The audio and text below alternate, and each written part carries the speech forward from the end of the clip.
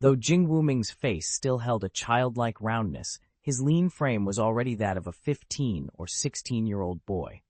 As he stood before Shi Feng, the older youth was barely a head taller.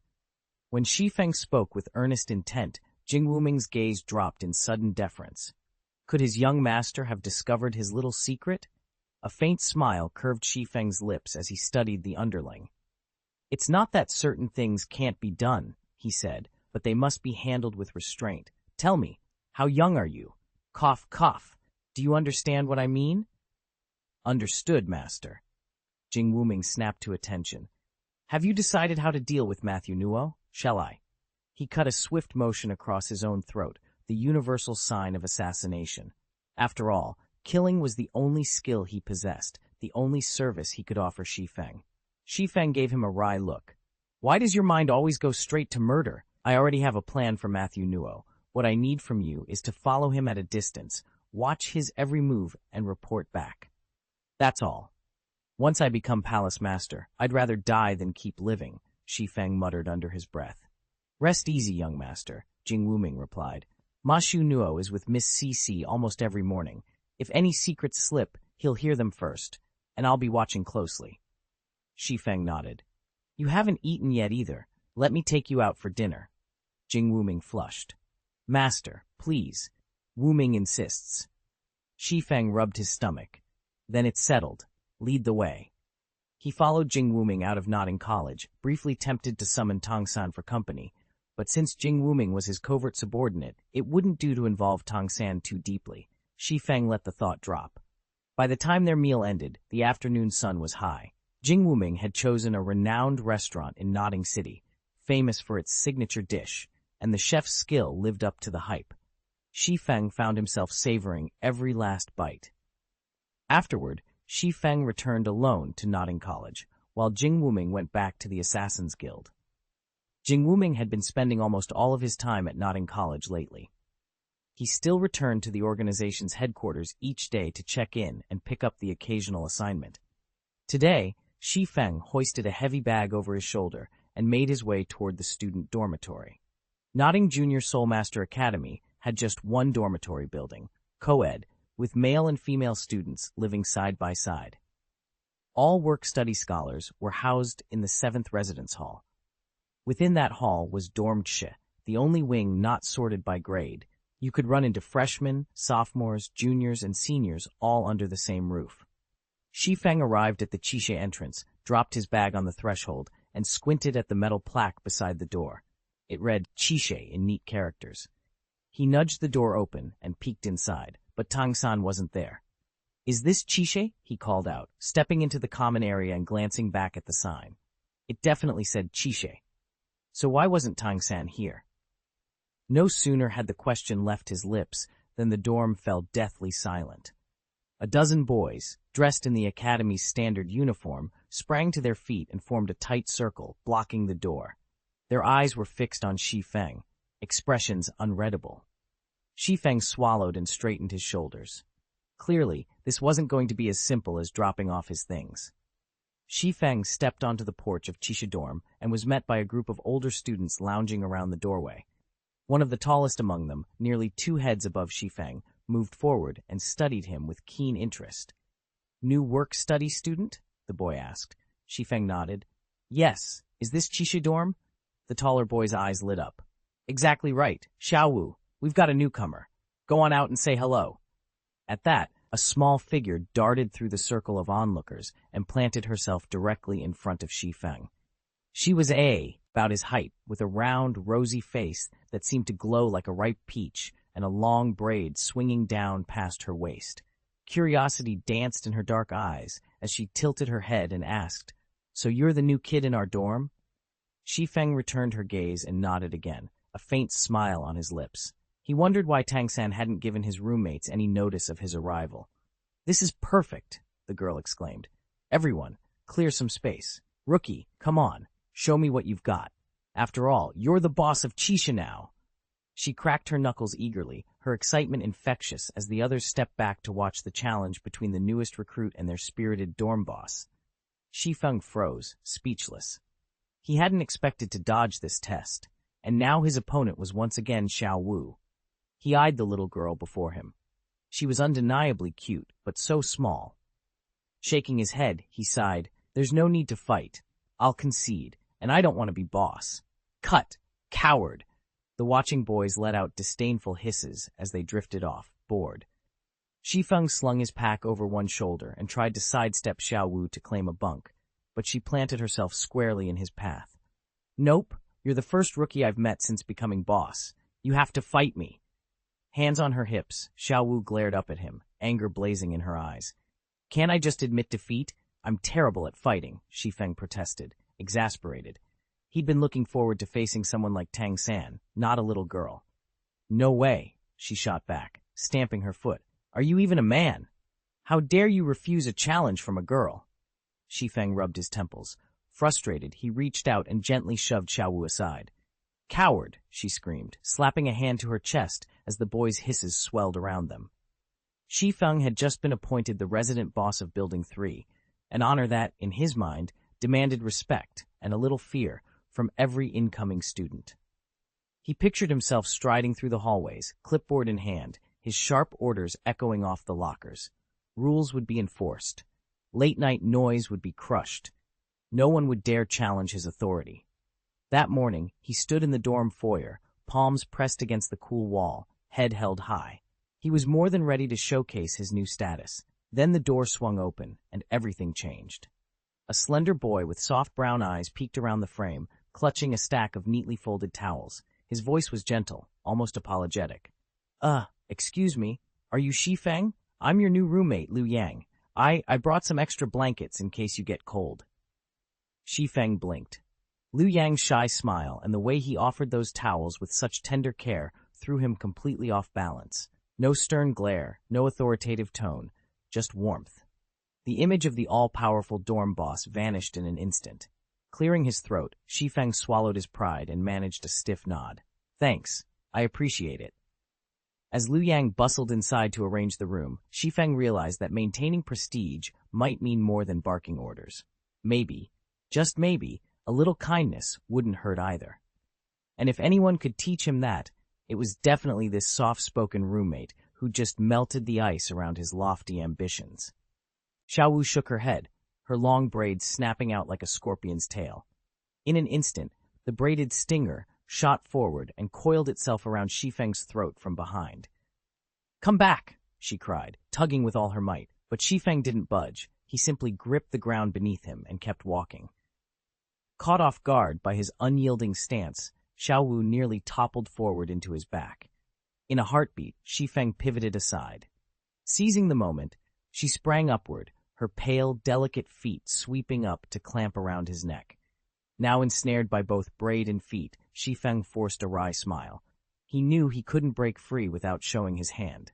"Very well," he said softly, his tone calm.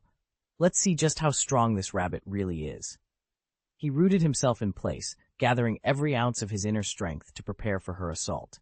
Xiaowu wasted no courtesy. She leaned her body against his back, planting her hands on the ground for leverage and tightening her legs around his throat. The contest had begun, and neither was willing to back down. Chapter 33, Little Black Sparrow. Look what Matthew Nuo is doing. Xiaowu's body coiled like a spring. She drove through with her legs and twisted at the waist, unleashing everything she had to hurl Shi Feng off his feet. A triumphant smile lit her face. After all, this very move had taken down Tang San that morning without so much as a whimper. Surely no one her age could stand against her. One strike, and they were done.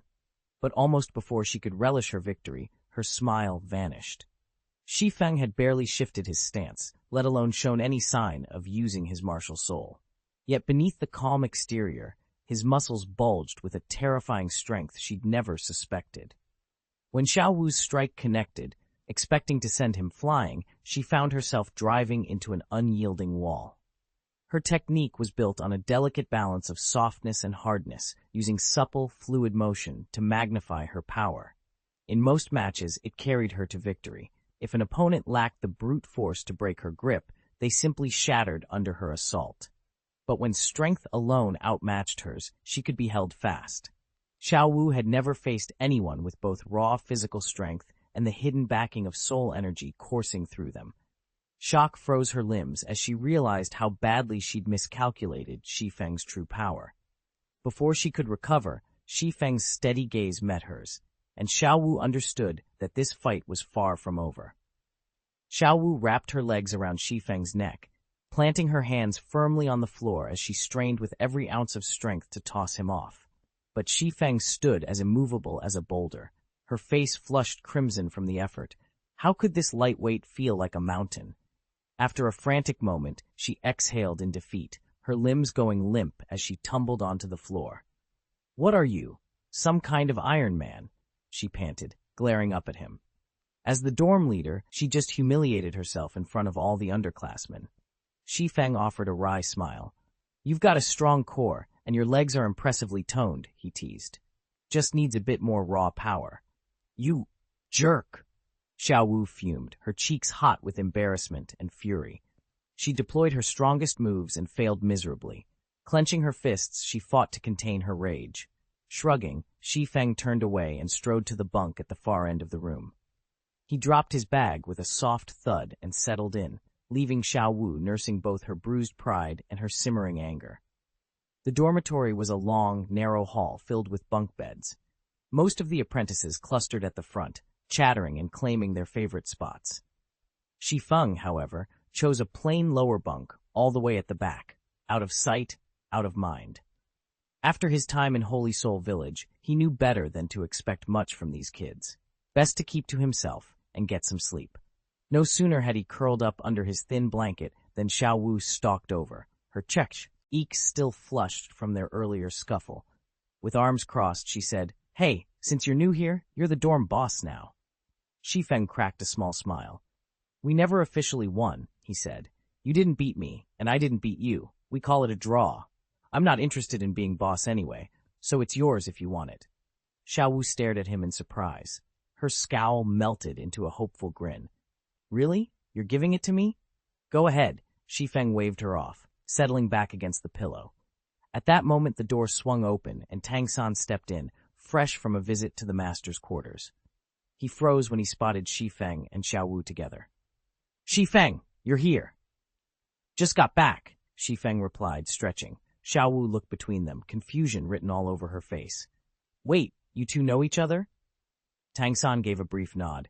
"We're from the same village, after all." He reached into his pack and pulled out a small paper bag, offering it to Shi Feng. "Here, this is for you." Shi Feng opened it curiously and found a single chicken drumstick inside. "The teacher gave me an extra one, so I saved it for you," Tang San explained. Shi Feng's chest warmed at the gesture. Without a word, he dug behind him, retrieved a large cardboard box, and handed it to Tang San. When Tang San opened it, a heady aroma of roast goose spilled out. "I had lunch already," Shi Feng said casually, "so I thought you might like the rest of this goose." Tang San stared at the bird, eyes flickering with surprise. Shi Feng didn't wait. He bit into the drumstick straight away, savoring every juicy mouthful. Tang San glanced after him. "Aren't you going to eat more of it? If it's too much for you, feel free to share." Shi Feng shrugged and kept eating as Tang San, still holding the goose, headed toward the main table. Xiaowu watched Shi Feng from the side, licked her lips, then hurried to catch up with Tang San. Shi Feng paused at the entrance to the dormitory just as Zhenshang's voice rang out again. "Shi Feng, thanks for the goose," she called, her words echoed by a few others nearby. He simply smiled, raised his hand in acknowledgement, and nodded. Within 10 minutes, the goose lay dead, overwhelmed by the children's coordinated strike. Now they all turned to Shi Feng, their eyes bright with admiration. A moment later, Tang San strode over. "I'm heading out tomorrow," he announced. "The teacher's taking me to claim my first spirit ring." Shi Feng offered a half-lidded nod. Tang San hesitated, then cleared his throat. "About the work-study duties these next few days, you and Xiaowu will be covering for me, right? I've already filled her in." Suppressing a yawn, Shi Feng stretched one shoulder. "Don't worry, I've got it." He glanced at the fading afternoon light. "I'm going to rest now." Tang San stared, speechless. Sleep? In broad daylight? With hours left before nightfall? Shrugging, he returned to his own bunk. Within moments, Shi Feng was silent and still. By evening, Soft chanting drifted through the dormitory as the others meditated, refining their soul power. Tang San sat up, crunching on the coarse pancakes his family had sent. Shi Feng unzipped his pack, retrieved 2 rough-hewn cakes of the same flatbread, and stepped outside, munching as he went. As dusk settled, he set off in search of a quiet spot to train. Because Shi Feng's cultivation methods were so unorthodox, he preferred to train where no one could watch him. Tonight, he slipped away from the main buildings and wandered until he found the grove, the quietest, most remote spot on campus, where virtually no one ever came. After a brief search among the trees, he spotted a sturdy oak and vaulted onto one of its lower branches. He settled into a cross-legged posture on the thick limb, the cool bark supporting him as he gazed up at the full moon. He could have practiced in his dorm room, but enclosed spaces always felt stifling. Here, beneath the open sky bathed in silvery moonlight, he felt truly free. At first light, Shi Feng made his way back to the dormitory courtyard. He discovered that Tang San had already left. Today was the opening ceremony of Nodding College, and Tang San had gone to represent their class. Shi Feng, however, had no interest in parades or speeches. As soon as the final trumpet sounded, he quietly slipped away and returned to his hidden grove. By mid-morning, the grove was bathed in soft daylight. Shi Feng took a deep breath and resumed his exercises, focusing first on Lightning Fist. Each thunderous strike sent sparks arcing across the forest floor, but no longer did he lose balance and crash to the ground. His control had grown markedly sharper.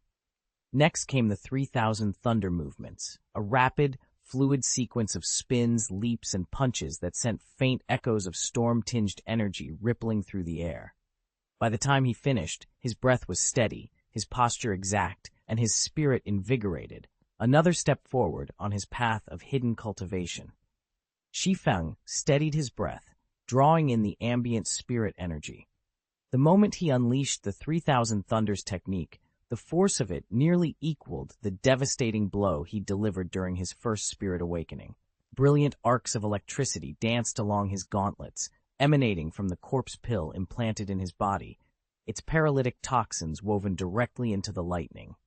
Over countless repetitions, he'd grown more adept at weaving together the technique's variations, yet its signature speed still slipped through his grasp. That nagging deficiency weighed on him. Carrying the 10,000-year memory of a powerful zombie had proven little help. The undead's training focused almost exclusively on blood siphoning, a far cry from Shi Feng's own cultivation path. Worse still, once that ancient creature advanced its cultivation, it spontaneously developed terrifying, instinctive supernatural abilities no amount of memory playback could teach him. With no way to replicate those primal powers, Shi Feng's true strengths lay in his soul skills and his 2 perfected techniques, Lightning Fist and 3,000 Thunders. He paused mid-step and scanned the surrounding halls. Jingw, Uming wasn't anywhere inside the academy. Shi Feng frowned. The boy must be shadowing Mashunuo again.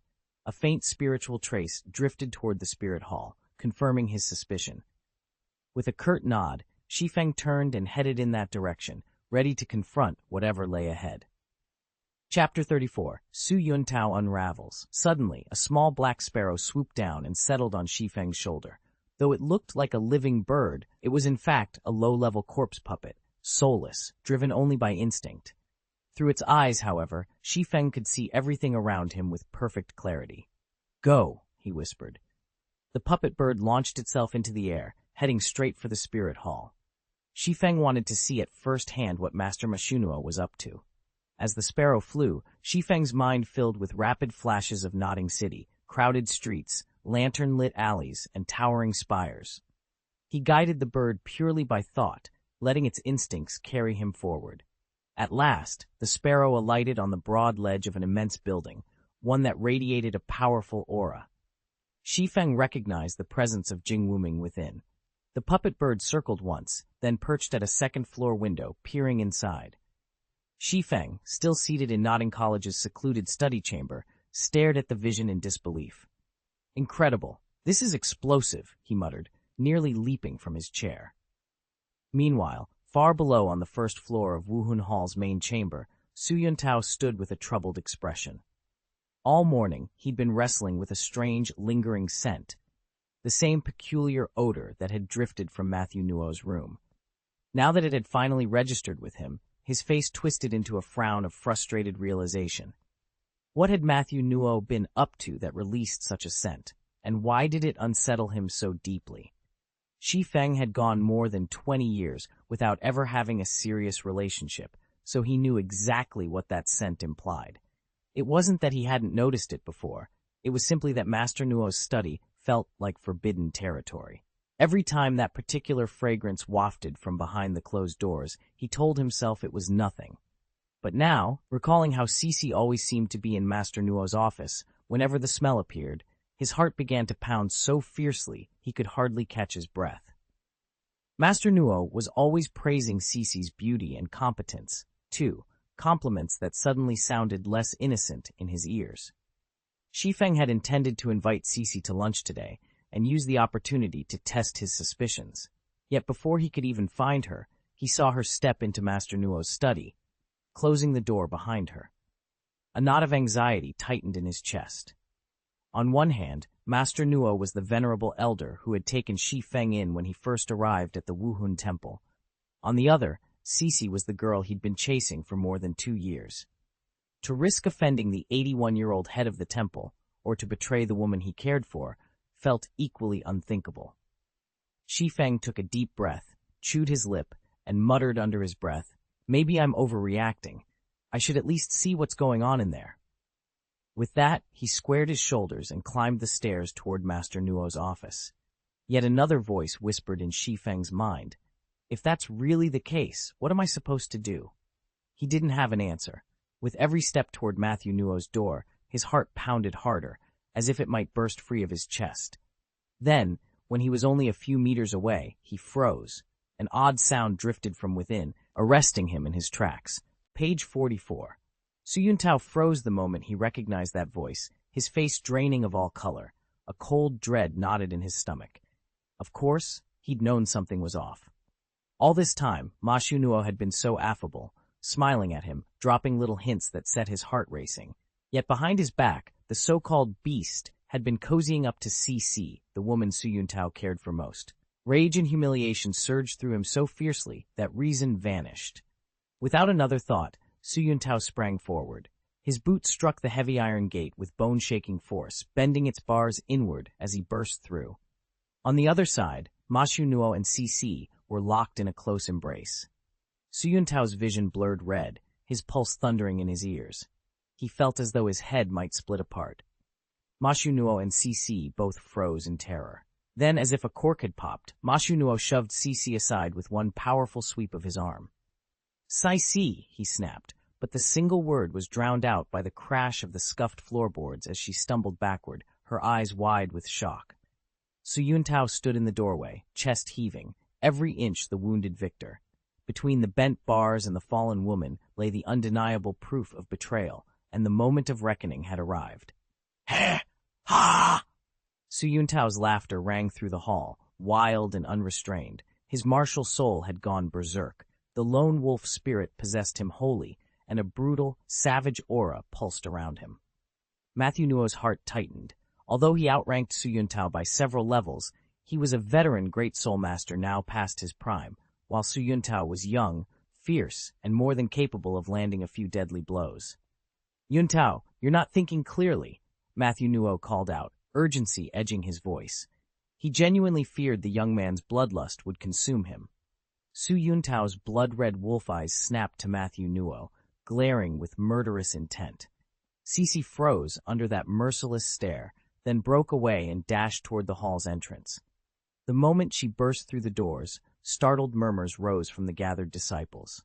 Just as several Soul Hall members began to ascend the stairs to investigate, they saw Su Yuntao charging down the steps and out into the courtyard. "Stand down!" Matthew Nuo's commanding voice boomed, halting everyone in their tracks. "This is not your concern." Cici's face had gone ashen. She glanced back at Matthew Nuo, panic fluttering in her eyes. What do we do now?" Cici's heart pounded with anxiety. She feared this scandal could ruin her future, especially with the Hallmaster election just 2 days away. If the envoy from above learned of any impropriety, You mustn't let that boy speak a word, Matthew Nuo said, his voice low and urgent. He shared Cece's worry. A single rumor now could cost him the hallmaster's seat. He'd even entertained the thought of eliminating Su Yuntao, though he'd set that notion aside for the moment. Go to him immediately, he ordered. Play the victim. Shi Feng cares for you. He won't betray a confidence. Once you're hallmaster, use your authority to expel him from the spirit hall. After that, nobody will believe a thing he says. Cece hesitated. But what if he refuses to stay silent? Matthew's gaze turned steely. Then don't blame me for discarding years of friendship. Use whatever means necessary, anything. And if he still won't cooperate, come straight back and tell me. Cece drew in a steadying breath. Understood. I'll find him right away. In a shadowed corner of the hall, a pair of eyes watched everything in silence, completely unnoticed. Inside his office, Matthew Nuo's palm slammed down on the desk with a crash, sending droplets of water flying. His voice cut through the chatter like ice. Su Yuntao, I hope you're wise enough not to push me any further. Moments later, under the curious gazes of their colleagues in the Wuhun Palace, Cece burst from the building, calling out Su Yuntao's name as she hurried off. Everyone stood bewildered. Why had Su Yuntao suddenly lost her temper, and what was Cece chasing after her for? A middle-aged deacon in his 50s, one of the palace's more seasoned attendants, let a knowing smile curl at the corners of his mouth. I believe I know what's happening, he murmured to the small cluster gathered around him. What is it? Tell us, urged a few eager onlookers, leaning in close. The older deacon cast a quick glance toward Matthew Nuo's office door, still firmly shut, then lowered his voice. I heard it's because Master Nuo threatened her. No way! A young attendant barely out of his 20s scoffed. Master Nuo is decades her senior. Are you saying he actually did something? And with Cece, no less. She's my goddess. Will you hush? The deacon snapped, exasperated. Then, with a bemused shake of his head, he reached out and rapped the young man on the top of his head. Keep dreaming. You're too short and too poor. Nobody's going to notice you. Chapter 35, Satisfied Cece. He continued.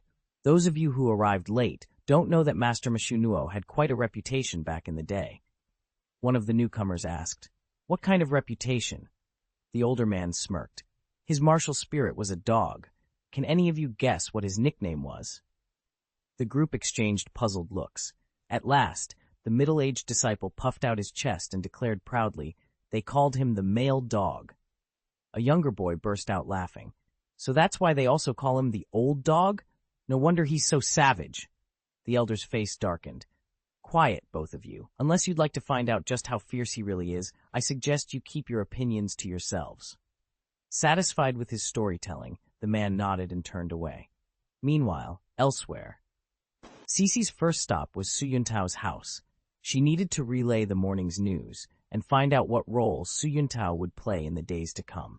Shi Feng had spent years working at Wuhundian, and thanks to careful saving, had managed to buy a small house in the heart of Notting City. Cece had visited him there several times, but now that he'd disappeared, she'd have to search the entire district if she didn't find this address.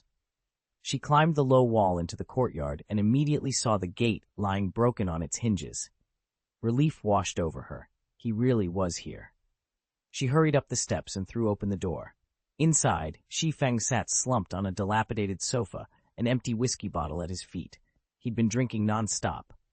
Shi Feng! Cece rushed forward, but he barely looked up. His eyes were red-rimmed, glassy. A wave of sorrow hit her. What do you want? He slurred, voice hollow. Go on. Go back to that old man you love so much.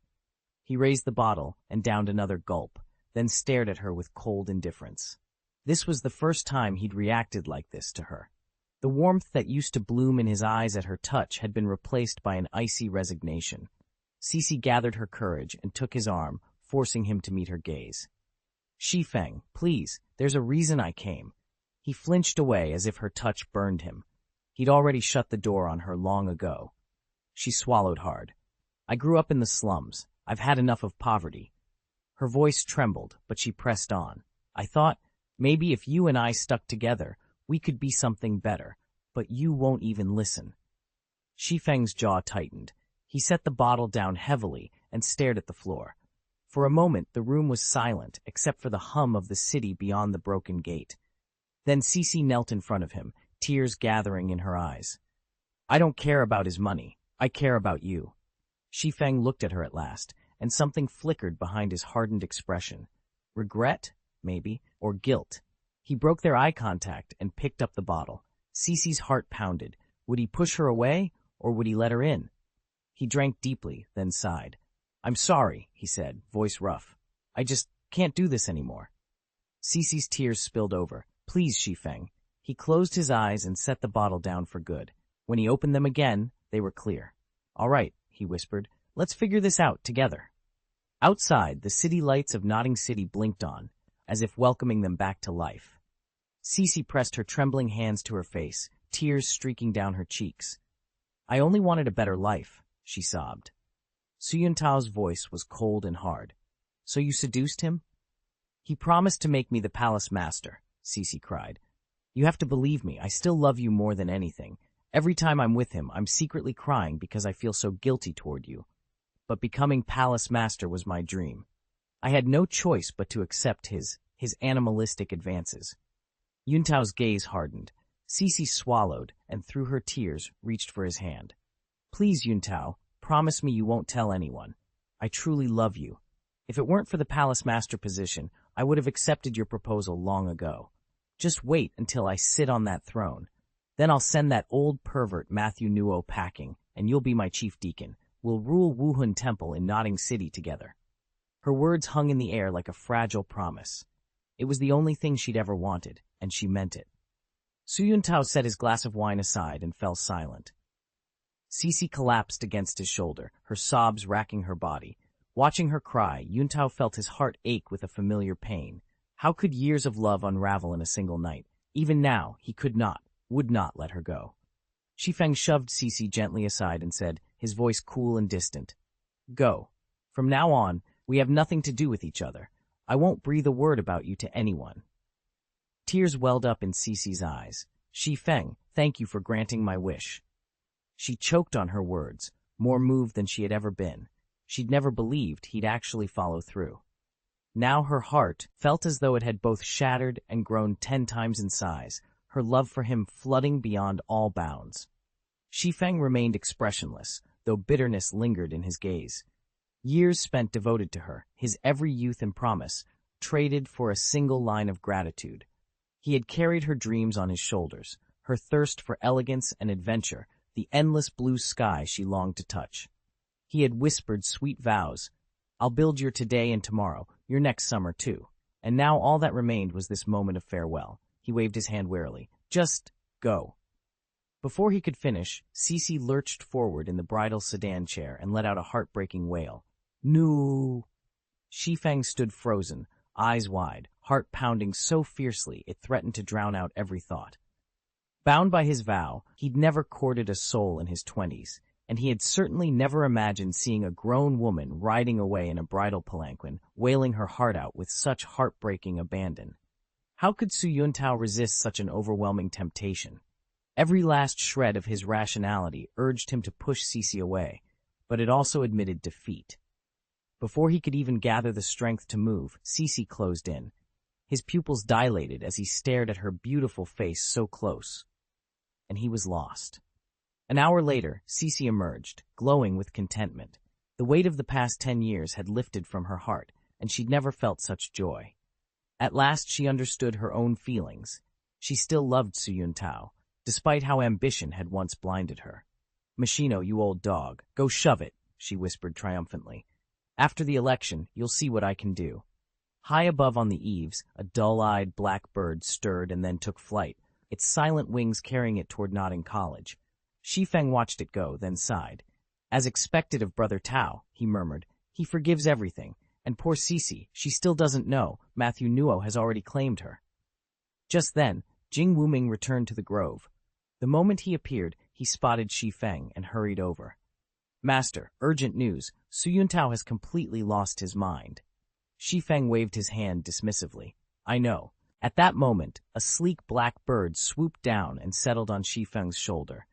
He reached up and stroked its feathers. That's enough, little scout, he said softly. You don't need to go to the Wuhun temple anymore. Focus on your cultivation. Master, won't you still need me for reconnaissance? I can keep helping, Jing Wuming protested, his voice edged with worry. Shi Feng offered a reassuring smile. Your progress is more important than spying on Mashunuo. I've already located the Wuhun Palace and can handle surveillance myself. If you advance in strength, you'll prove far more useful later on. Very well. Jing Wuming bowed his head, conceding without another word. Then, after a hesitant pause, he spoke again. Young master, what about Miss Cece? She was deceived. Shouldn't we show her some mercy? It seems cruel to leave her in that state. Shi Feng raised an eyebrow in surprise. Since when did you, a man who kills without a second thought, start feeling sorry for a woman? Jing Wuming's cheeks burned crimson. I just feel pity for her, he stammered. After all, she spent more than 2 months giving you enlightenment lessons. Shi Feng's lips curved into a faint smile. Seeing Jing Wuming's flustered expression, he simply nodded and turned his attention back to the horizon. Don't worry, she's only greedy and foolish. I promise I won't kill her. Thank you, young master. Jing Wuming breathed a grateful sigh. Shi Feng nodded. Let's begin our practice, but first, I need to eat. With that, he strode out of the courtyard. Once Shi Feng had gone, Jing Wuming bowed respectfully and resumed his own drills. Shi Feng found a quiet glade at the forest's edge and murmured to himself, They say iron is to man what steel is to rice. Skip a meal and you feel every pang of hunger. He sighed, a twinge of envy in his tone. Jing Wuming never needed more than a single sip of blood to go days without food, and doing so even bolstered his strength. Shi Feng knew he could feed on blood too, but memories of his past life warned him against it. Though the taste was tempting, he preferred the simple pleasure of a proper meal and the hope of staying human. After eating, Shi Feng returned to the clearing and plunged back into his training. From the courtyard entrance, Jing Wuming watched in awe as Shi Feng's body bent and twisted with uncanny fluidity and power, but he dared not interrupt or ask questions. Before they knew it, 2 days had slipped by in the steady rhythm of their practice. Chapter 36. The Election Begins. Inside Marshal Soul Hall, Matthew Nuo sat alone in his office, methodically reviewing documents. Suddenly, he flung his pen across the desk and stood up, irritation flashing in his eyes. It had been 2 days since Cece had returned to report her successful persuasion of Su Yuntao, and ever since she'd avoided his office entirely. The emptiness he felt without her presence was more acute than he'd expected. Determined to end the silence, Matthew strode out of his office and down to the first-floor reception area, calling out, Cece, come up here. Behind the counter, Cece froze for a moment, exchanging a worried glance with Su Yuntao. His pale face was tight, with barely contained anger. Veins stood out on his forehead as he watched Matthew's departure. Cece managed a reassuring smile for Su Yuntao before replying softly, I'll be right there, and hurried toward the stairs. When Cece stepped into Matthew's office, he rose to meet her, eyes dark with a restless energy. He closed the distance between them in 2 quick strides, intent clear in his posture. Cece's heart fluttered, uncertain what he would say or do next. Cece gave him a sharp shove. He's here. Matthew froze for a moment, then frowned. What? The dates don't match. Rolling her eyes, Cece replied, I've been slammed at work lately, so I moved it up a few days. Matthew slumped into a chair, defeated. Honey, tomorrow's the election. Have you made arrangements? Don't worry, Cece said with a confident smile. I'll nominate you as the new hall master. No one will object. Matthew's face lit up. I love you. Cece winked. By the way, the envoy arrived in Notting City this afternoon. You and Su Yuntao should go meet him and arrange his stay at the Notting Hotel. Matthew nodded. After all, Cece was the Wuhan Temple's prized beauty and Su Yuntao its most dashing youth. He couldn't argue. Got it. I'm off to make the preparations. Good luck, Cece called as he left. Once the door closed, Matthew's eyes gleamed with excitement. Tomorrow, he would finally realize his lifelong dream of becoming the master of the Notting City branch. Shi Feng decided he would recommend Cece as the new chief deacon. She'd proven herself loyal over the past few months, and he valued having her by his side moving forward. As for Su Yuntao, his continued presence in Wuhan Hall would only be a constant eyesore. Using his authority as hall master, Shi Feng intended to force Su Yuntao into an early retirement. Outside the office window, a black bird had perched on the sill, its dull, unblinking eyes tracking every movement within. A splendid show is about to begin, Shi Feng murmured to himself, leaning back in his chair and stretching.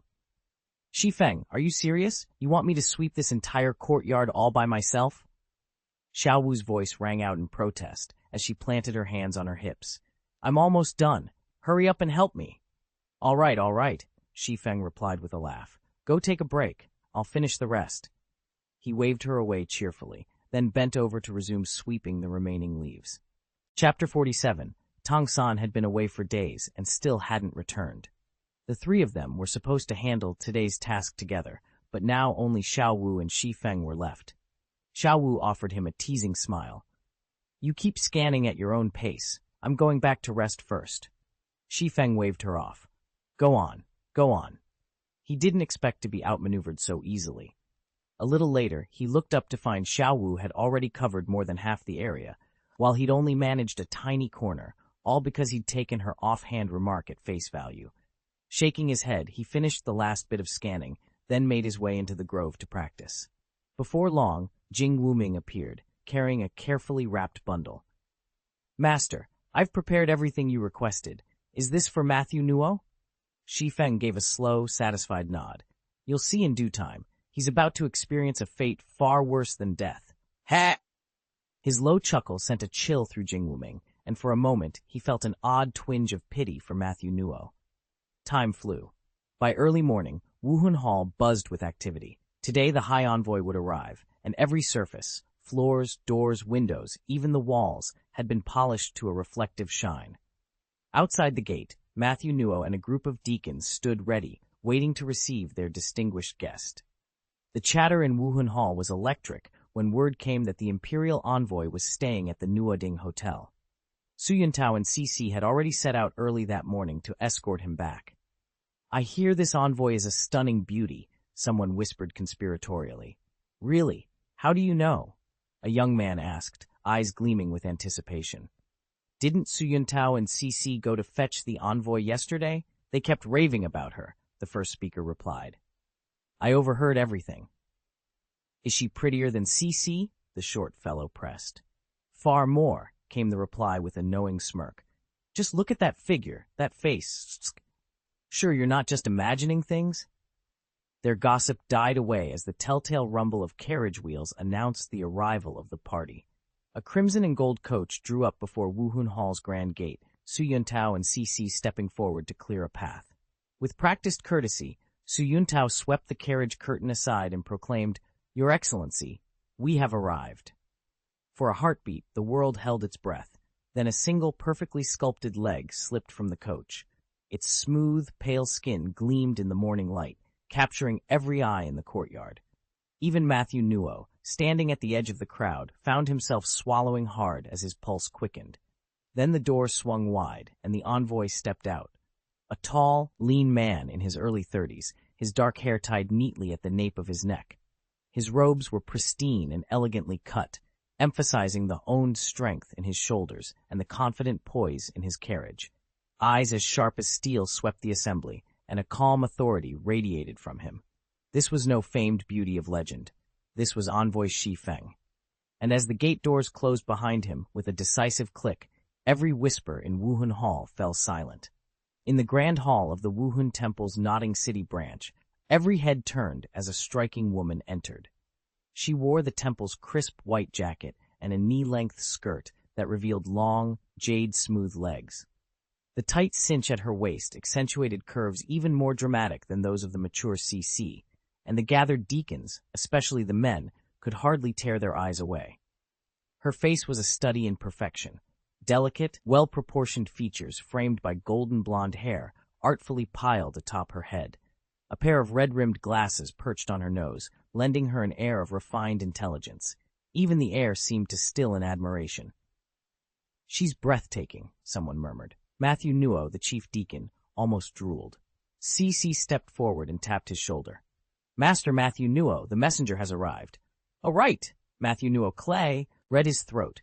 He straightened his robes and offered an ingratiating smile. Greetings, chief messenger. I'm Matthew Nuo, lead deacon of this branch of the Wuhun Temple. The newcomer inclined her head, unfazed by the crowd's reaction. I oversee the Zidian branch. My surname is Zhou, Deacon Zhou, at your service. Please, Deacon Zhou, come in, Matthew Nuo said hastily, stepping aside to usher her deeper into the hall. Chapter 37. The Planning Begins. The woman walked briskly into the grand meeting hall and motioned sharply for Matthew Nuo to follow. Around the long oval table, the other delegates sat in tense silence as her invisible aura of authority radiated outward, keeping everyone in their seats and forbidding idle glances. I have urgent business elsewhere, she announced coolly, but I'll stay until we settle your matter this morning. Let's begin. She swept a glance across the assembled group. The procedure was simple, a secret ballot, 1 vote per person. With that, she lifted her head, adjusted the rim of her spectacles, and declared, "You may cast your votes now." At her words, Matthew Nuo and Cece exchanged triumphant smiles. This was the moment they had been waiting for. One by one, the delegates spoke. I support Master Matthew Nuo. I support Master Matthew Nuo. I cast my vote for Cece. I support Deacon Wang. Soon, Su Yuntao strode forward without hesitation. I support Cece, he said firmly. When the last vote was tallied, only 2 names remained in contention, Matthew Nuo and Cece. Cece leaned back in her chair, a satisfied smile playing on her lips. I vote for myself. The final choice was made. The planning could now truly begin. There were 15 votes in all.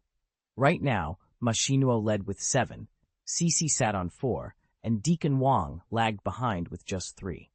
What Cece didn't realize was that Ma Xinuo had secretly promised to step aside and recommend her for Palace Master the moment he was elected. After all, every other deacon, including Wang, had been privately instructed by him. Wang's own candidacy was little more than a charade designed to lend the vote some legitimacy. Ma Xinuo rose from his seat, wearing an easy smile. Thank you all for your unwavering trust and support over the years, he said. Since you've been so generous, I'll be bold enough to keep serving. You have my vote. A wave of applause swept through the hall. Cece stared in disbelief. But wasn't he supposed to nominate her? How could he possibly vote for himself? Su Yuntao's face flushed with anger. He jumped to his feet. I object, he announced. Oh! Deacon Zhao's clear, musical voice cut through the murmur. She still remembered the young man who had once helped her, and she was eager to hear what he had to say. Su Yuntao's words died on his lips. He hesitated, clearly torn. If he spoke now, he'd expose whatever embarrassing secret tied Cece and Matthew Nuo together, and Cece would never show her face at the Spirit Hall again. Her complexion drained white. She reached out, gently tugging at his sleeve, her eyes silently pleading, please, let it go. With a heavy sigh, Su Yuntao sank back into his chair, his expression dark. Deacon Zhou observed them both with a flicker of knowing amusement, but she had no time for personal dramas today.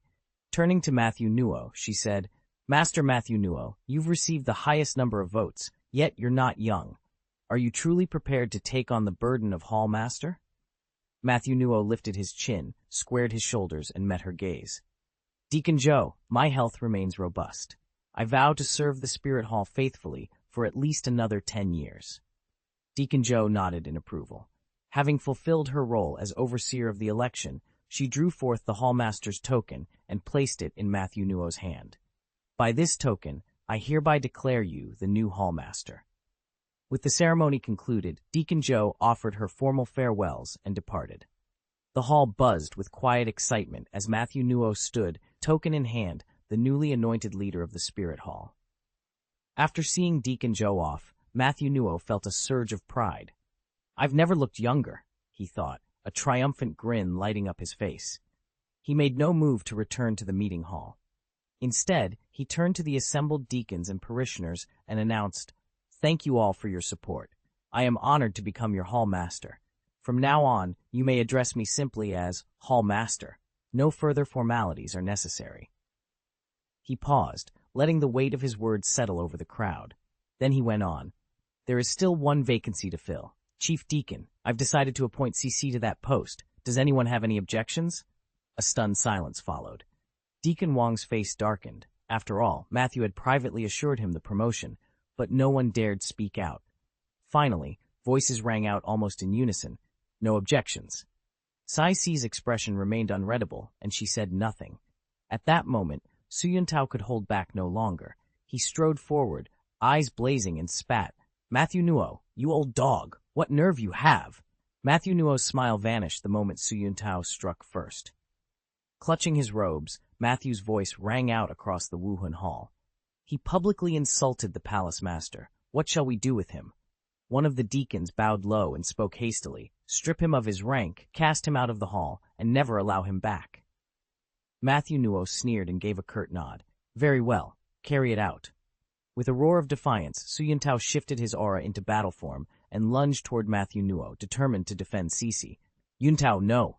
Cici cried, her voice raw with fear. Matthew Nuo's eyes widened in panic. Stumbled back, waving his arms in alarm. "Take him away, now!" Within seconds, a pair of deacons had dragged Su Yuntao outside. When the doors swung open again, Su Yuntao's nose was bleeding and his face swollen. Cici darted forward, kneeling beside him. "Yuntao, are you hurt?" From the threshold, Matthew Nuo emerged with a disdainful frown. "Cici," he said coldly, "you're now the chief deacon. Why are you clinging to someone who dared to insult me?" Cici's eyes blazed. She helped Su Yuntao to his feet. "I answer to no one but the palace master," she declared, her voice firm. "Now let us go, Yuntao." As the pair hurried away, the spectators who had crowded the gate chattered in dismay. The once stately Wuhun Hall now seemed charged with tension, its quiet reverence shattered by conflict. Yet even in her fury, Cici supported Su Yuntao with a fierce loyalty that echoed louder than any decree. And beyond the doors of the hall, the stir of rumors and whispered judgments began to swell. Matthew Nuo's face darkened as he watched Cici stride off with Su Yuntao. A flicker of fury ignited in his chest. Of all people, Cici, so notoriously hungry for power, had thrown her lot in with Su Yuntao? Ma Nuo, the last young and beautiful female soulmaster, bristled with resentment. Rumor had it she was barely restraining murderous intent. Back at Nuoding Junior Soulmaster Academy, Shi Feng allowed himself a small, satisfied smile. Jing Wuming, standing at his side, noticed the expression and asked, "Young Master Shi, did old Ma Nuo really become Hall Master?" Shi Feng nodded. "Yes, just as we predicted, Ma Nuo secured the Hall Master title. But what surprised me was Cici's choice to give the chief deacon post to Su Yuntao." He recounted every detail. Jing Wuming, who'd always thought highly of Cici, scowled. That conniving woman, to sacrifice her own ambition for Su Yuntao. He shook his head in disgust. "Well, we'll see how long that alliance lasts." Shi Feng leaned forward, his voice low and confident. "Don't worry, it won't be that easy for him to give up. Remember what I asked you to arrange? You need to create an opportunity to draw Cici out by herself." Across from him, Jing Wuming's eyes lit up. He slapped his palms together. "Master Shi, your strategy is brilliant. Once she's alone, Ma Nuo won't stand a chance."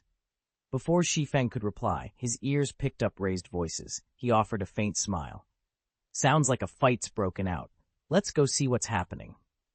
The commotion came from the rear entrance of the academy. A short walk took them past a gentle rise into a stand of trees.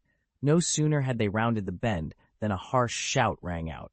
"If you've got any guts left, go ahead and call your boss." A sneering voice answered from the shadows. "By all means. Call him. We humble work students aren't scared of your so-called power."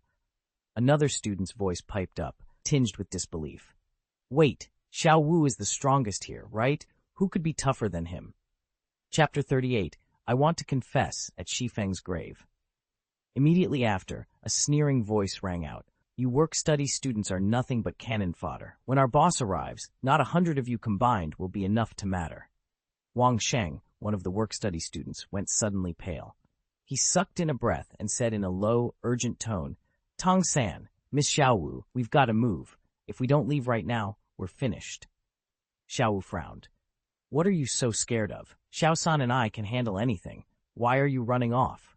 But Wang Sheng's anxiety only deepened. "Miss Xiaowu, I'm telling you, they're not bluffing. When that man shows up, none of us will get away." Tang San's hand tightened around his sword hilt. "Who is this guy? How strong can he be that we'd just die running?" Wang Sheng swallowed hard. "They say he's already reached the great soul master realm." His face drained of color. "If we wait even a moment longer, we'll be beaten to a pulp." "Really?" Xiaowu's face went pale. Tang San, let's get out of here. There's no way we can beat a great soul master. A cold, mocking laugh rang out. Ha! Afraid already? Too late. Just accept being my pet rabbit. Xiao Chenyu, who had sprinted off moments before, reappeared now, flanked by two imposing figures, Jing Wuming, nearly his equal in height, and Shi Feng. Xiao Chenyu hurriedly bowed to Jing Wuming. Boss Jing, these work-study students had the nerve to cross us. Just give the word, and we'll teach them a lesson. Xiao Chenyu's eagerness was understandable. Not long ago, Tang San had steamrolled his entire crew, and even left Xiao Chenyu bruised and humiliated. In the past, he would have swallowed his pride and backed off, but with Jing Wuming at his side, he felt invincible. His eyes flicked to Xiao Wu, the petite rabbit he coveted. The thought of claiming her sent a thrill through him. Xiao Wu's heart pounded. She still couldn't gauge Jing Wuming's true strength. It felt bottomless. If he really was a great soul master, they were in far deeper trouble than she'd imagined. Shi Feng's brow creased in confusion. He had no idea what Jing Wuming planned with that man, but for now, steering clear of a fight was clearly the safest option. Boss Xiao watched in disbelief as Jing Wuming stood silent, apparently waiting for the boy at his side to speak. Boss Jing, he finally blurted out, those two just broke through to Soul Master level. One flick of your wrist and it's over. Without a word, Jing Wuming pivoted sharply and delivered a crushing slap to Boss Xiao. The impact sent him hurtling through the air, blood and fragments of teeth spraying in all directions. He hit the ground with a heavy crack. Half his face ballooned instantly, and he went limp. The raucous crowd fell utterly silent. Xiao Chenyu's younger brothers stared in frozen shock. What had Jing Wuming done? Unfazed, Jing Wuming turned and strolled toward the circle of work-study students with Shi Feng at his side. Xiao Wu, one of the students, stepped forward, equal parts relieved and exasperated. Shi Feng, he complained, you knew this guy was dangerous, didn't you? You could have given me a heads up, had me pacing all morning for nothing. After she finished speaking, Jing Wuming tilted her head and studied Shi Feng with her wide, curious eyes. Internally, she thought, he's not that old, and already a great soul master? Human cultivation must be astonishingly straightforward. Let's go, Shi Feng said coolly. Wang Sheng, who'd always been intimidated by Jing Wuming, suddenly brightened. He slapped his palm with his fist and bellowed, from now on, no one will dare bully our work-study students. The Academy's official students gaped awkwardly but said nothing as the work-study group strode away, heads held high. Once they returned to the compound, Tang San hurried over. I need to get to Wuhun Hall for my Soul Master certification, he announced, then dashed off. Shi Feng watched him go, shaking his head. This round, Tang San would likely be examined by Ma Xunuo instead of Su Yuntao, but even Ma Xunuo's goodwill wouldn't last forever. He turned to Jing Wuming. Carry out our plan immediately, he instructed. Yes, young master, she replied with a respectful bow, then slipped away.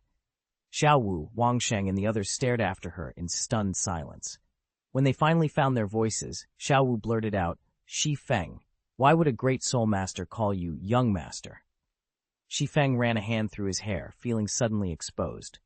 Actually, he said, forcing a rueful smile, this was supposed to be a showdown, but I'm really a second-generation rich kid. Xiao Wu's eyes widened in disbelief. What? But Tang San told me you grew up in the same village he did. Shi Feng shrugged. If you don't believe me, ask Tang San yourself. He knows an awful lot, like the fact that Jing Wuming is also a zombie. He won't betray my secret. Xiao Wu narrowed her eyes, but said nothing more. Meanwhile, in Su Yuntao's elegant living room, Su Yuntao cradled little Cici in his arms. He brushed a lock of hair from her forehead and smiled softly. Cici, he murmured, you've shown me such kindness. I promise I'll look after you for the rest of my life. Cici pressed herself against Su Yuntao's broad chest, listening to the steady beat of his heart. A joyous smile lit her face as she said softly, Yuntao, I've done so many foolish things in the past, and yet you forgave me. Meeting you has been the happiest moment of my life.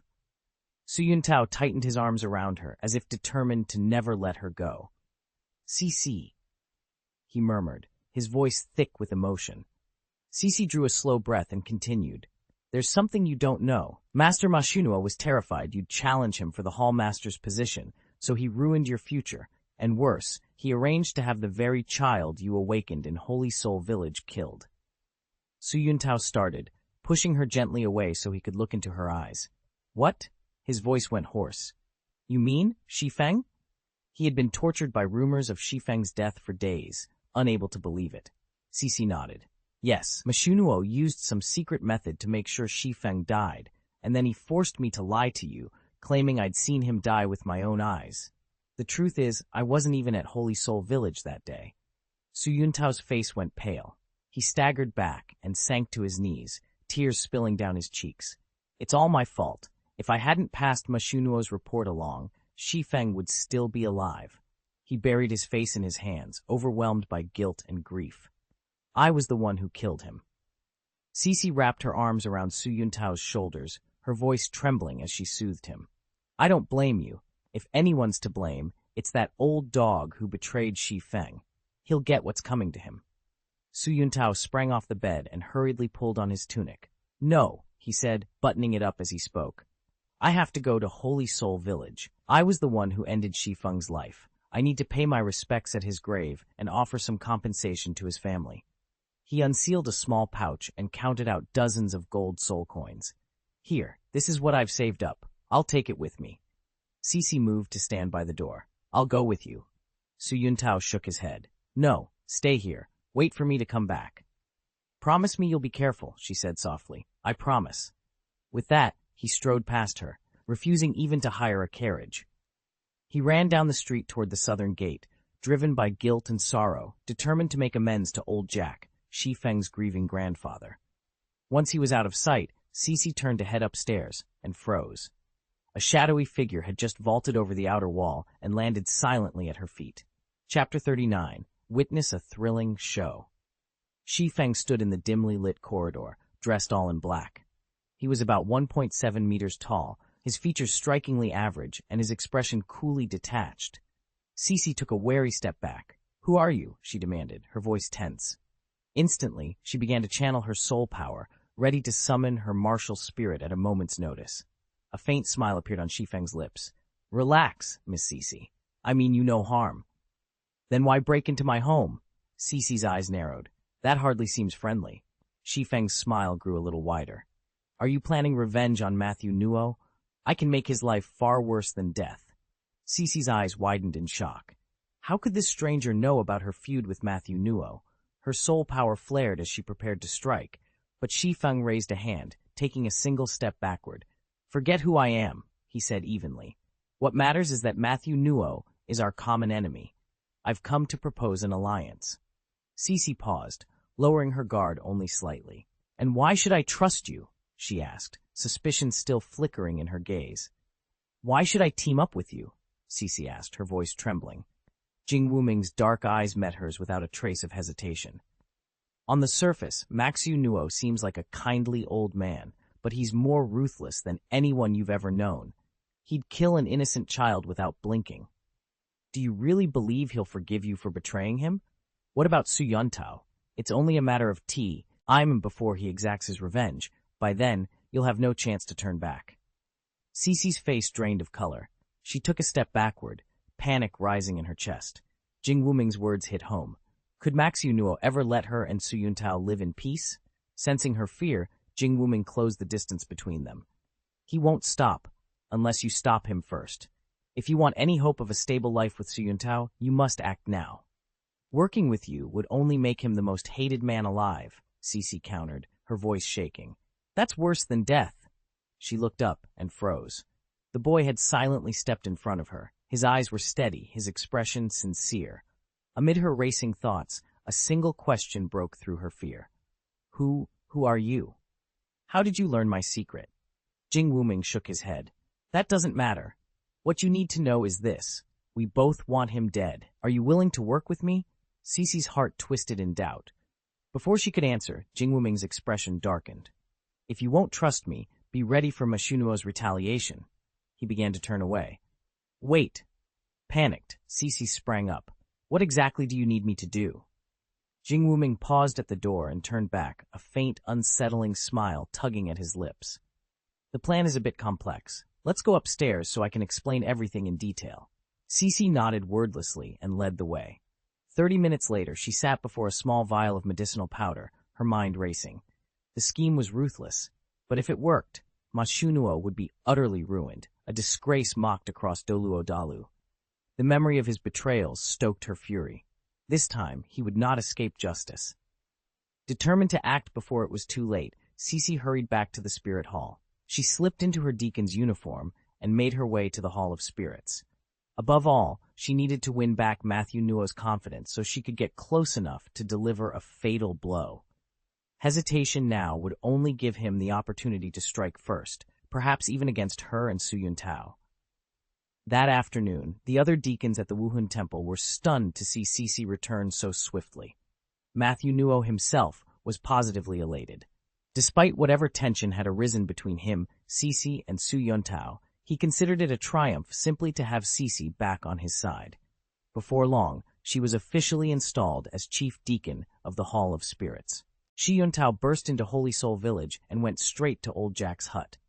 The moment Old Jack saw him rushing in, his face paled.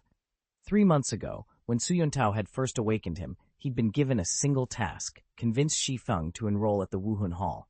Obviously, he'd failed. Before Su Yuntao could even speak, Old Jack began, voice trembling. "Master Su Yuntao, I haven't managed it. That boy Shi Feng flatly refuses to study at the Spirit Hall."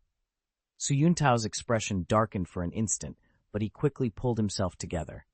"Never mind that now," he said quietly. "Tell me where Shi Feng's grave is. I must pay my respects." Old Jack blinked in shock. "You can't be serious, Master Su Yuntao." He gripped his cane so hard that his knuckles whitened. Su Yuntao lowered his gaze, sorrow etched into every line of his face. "I'm to blame, Jack," he admitted. "Shi Feng is dead, killed because of me." Old Jack's mouth fell open. His legs buckled, and he sank onto the nearest stool. "What?" he whispered, disbelief and horror warring in his eyes. Su Yuntao's reflexes were as sharp as ever. In an instant, he was at Village Chief Jack's side, steadying him. "Chief Jack, please don't be upset," he said softly. "If it weren't for me, Shi Feng would never have died." Old Jack's eyes snapped open. With surprising strength, he clutched Su Yuntao's collar and demanded, "What are you talking about? When and how did Shi Feng die?" Su Yuntao blinked, uncertain. "Didn't he drown in the river a few days after his awakening? I thought someone might have killed him." A sudden, furious roar tore from Jack's chest. He brought his cane down with a sharp crack against Su Yuntao's shoulder. "Are you mocking me?" Jack snarled. "I sent him off to Notting Junior Soulmaster Academy just days ago. 3 months ago? Someone killed him? Do you expect me to believe this nonsense?" Su Yuntao staggered back, confusion flooding his face. Then, as if a light had switched on, his eyes widened. "You're saying Shi Feng is alive?" Jack's expression was still fierce, but his voice steadied. "Every villager will swear to it. If you don't believe me, go see for yourself. Notting Academy has records. You can confirm it there." Su Yuntao rubbed his shoulder, the cane's sting forgotten for the moment. He realized that something beyond his and Cece's knowledge had happened. Whatever the truth, it was clear their world had just grown a lot more complicated. Shi Feng stood quietly beside Old Jack as the old man's gnarled cane struck the stone courtyard with a thunderous crack. "So Matthew Nuo didn't come to finish you off?" Old Jack's eyes blazed. "He's been feeding lies to Cece and using her to deceive me?" Across from them, Su Yuntao shifted uncomfortably, beads of sweat appearing on his brow. Under Old Jack's furious glare, Su Yuntao's bravado vanished. He cleared his throat. Actually, I only came here as a joke," he mumbled, then turned on his heel and bolted down the path. Mortified by the confrontation and dreading another blow from Jack's cane, he vanished in moments. Not long after, Su Yuntao reemerged, breathless but exhilarated. Emboldened now that he'd escaped any immediate punishment, he clutched a secret he couldn't wait to share with Cece. If Shi Feng was indeed alive, perhaps they could use him to strike back at Matthew Nuo. Shi Feng watched him go, eyebrows raised. He had never expected Su Yuntao to uncover Matthew Nuo's deception, and certainly not to march straight to the Holy Soul Village to spread the news. Shi Feng had planned carefully, faking his death to stay hidden until the right moment. But now the walls of secrecy were crumbling faster than he'd anticipated, and the game had just taken an unexpected turn. Chapter 40. The show has begun. Third watch. Ticket recommendations. By now, Shi Feng and Jing Wuming had made this quiet grove at Notting College their private sanctuary. Professors never ventured here, and the other students, well aware of Jing Wuming's presence, kept their distance. Over the last few days, Shi Feng had scarcely set foot in the dormitory. From dawn till dusk, and long into the night, he trained under the swaying branches. At that moment, Jing Wuming reappeared beside him. "Master," he reported, bowing slightly. "The task is complete. Miss Cece will handle everything the day after tomorrow. Since the Spirit Hall closes that day, there won't be any interruptions." A slow, satisfied smile spread across Shi Feng's face as he dropped nimbly from the boulder he'd been perched on. "Well done. In 2 days' time, let's head over to the Wuhun Hall together. I want a front-row seat for this grand spectacle." Night had fallen by the time they finished their training. Meanwhile, in Notting City, Su Yuntao returned home to find Cece already back from her shift. "Cece, great news," he called as soon as he stepped through the door, excitement bright in his eyes. Cece looked up from where she was setting down her bag. "What is it?" she asked. Su Yuntao grinned. "Everything's in place for the day after tomorrow. No one will see it coming." Cece's lips curved into a knowing smile. "Perfect. Then it's settled. We'll meet Shi Feng and Jing Wuming at the Wuhun Hall. Let the show begin." "What good news?" Cece blinked in surprise. They'd only been expelled that morning. Why was Su Yuntao suddenly so happy? Su Yuntao threw back his head and laughed. "Ha! Shi Feng isn't dead. The village chief of Holy Soul Village just told me he's been accepted into Nuoding Elementary Soul Master Academy." "Really?" Cece's eyes widened. She still clearly remembered Matthew Nuo's confident expression when he'd told her the same thing earlier today. "You're sure?" "The chief said he sent Shi Feng off to Notting College a few days ago, along with another boy named Tang San." "Tang San?" Cece echoed. "That's funny. I just recruited a newly certified soul master today, and his name was Tang San too."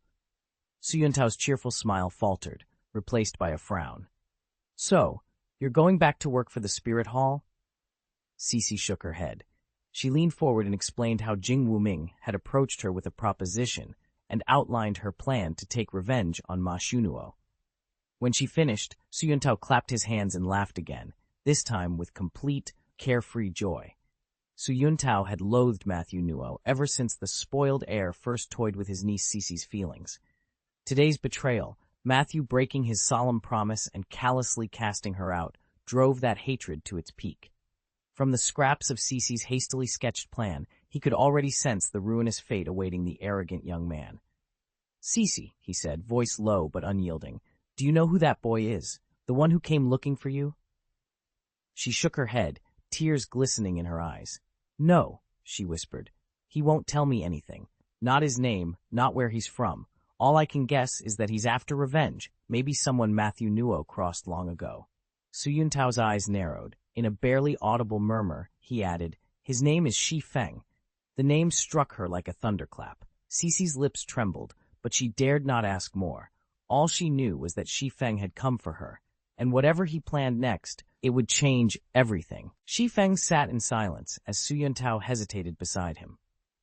After a moment, Su Yuntao cleared his throat. "I've been debating whether to file a report about Shi Feng's awakening with headquarters.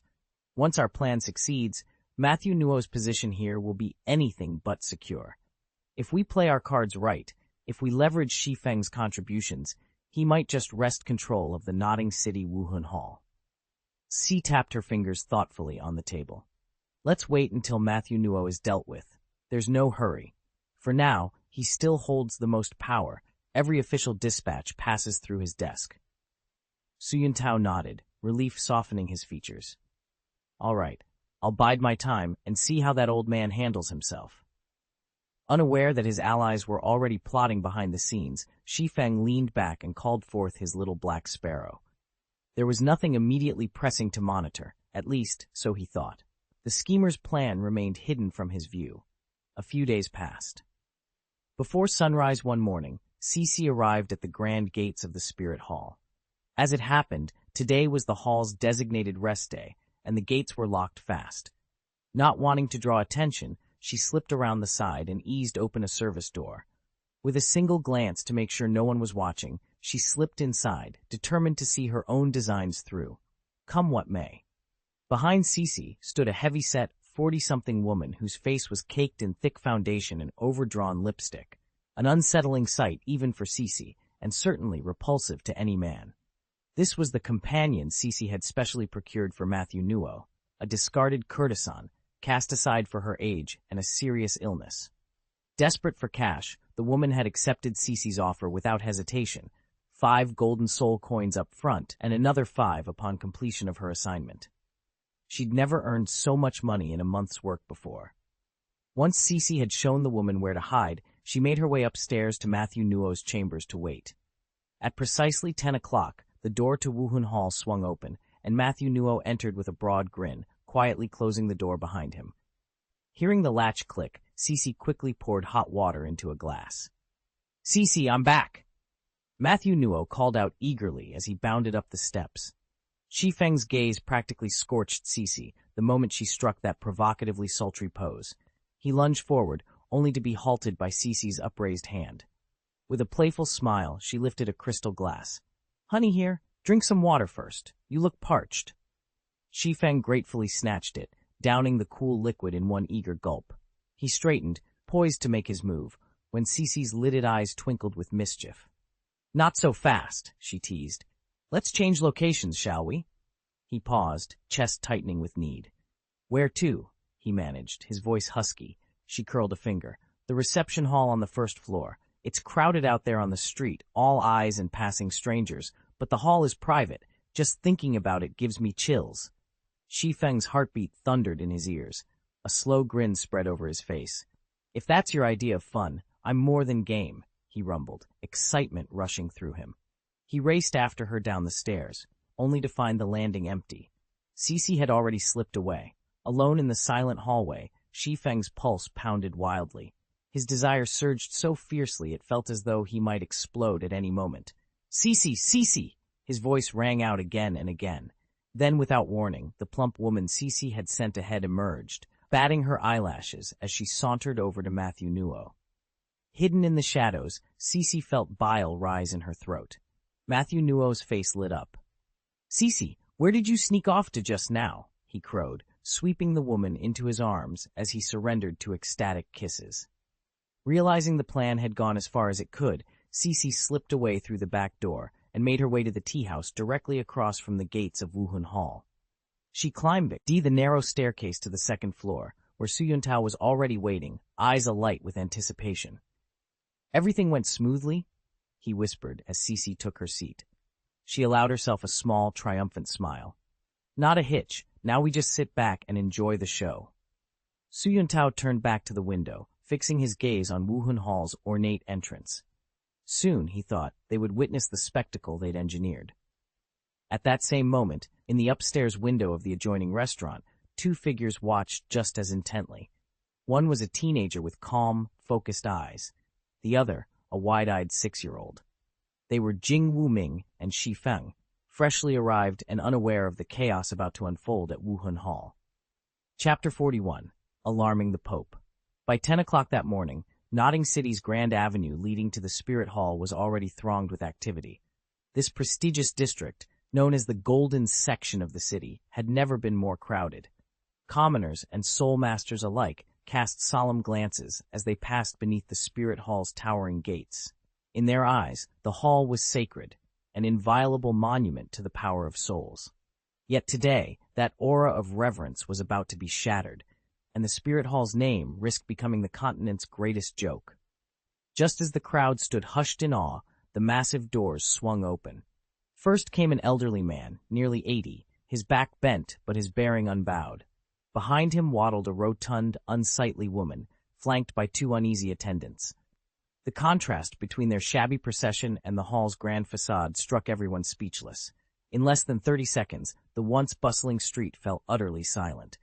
Amid the stunned onlookers, Shi Feng, formerly known as Jiang Chen, watched with steely calm. He knew that once these unlikely figures crossed the threshold, nothing would ever be the same again. The carriages ground to a halt, street vendors fell silent, passers-by froze mid-step, and diners forgot to chew, Every eye locked onto the surreal spectacle unfolding before Wuhun Hall. A hush fell over the street. It was so quiet you could almost hear a pin drop. Then someone in the crowd gasped, That was Master Matthew Nuo. Instantly, voices erupted again, this time all buzzing about the old man. Master Nuo's always been such a gentle soul. How could he dare insult the Wuhun Palace like that? One bystander argued, disbelieving. I don't know what got into him, another shrugged. Maybe that's just how he's always been. I've heard of elder beasts disguised as harmless grandpas. A third whispered in awe. He's over 80 years old and still that strong. Absolutely terrifying. Before long, someone retched. Then another. Within seconds, men all down the street were vomiting, and even the women turned pale, their faces contorted with nausea. Shi Feng, comfortably seated at a nearby tea stall, chuckled so hard that he sprayed the man beside him, Jing Wuming, with tea. His eyes gleamed with excitement. "Cici did it," he said, hardly able to contain his grin. "She just took Master Matthew Nuo down in one blow." Cici watched the departing crowds shake their heads in disbelief. Su Yuntao leaned in beside her, voice low.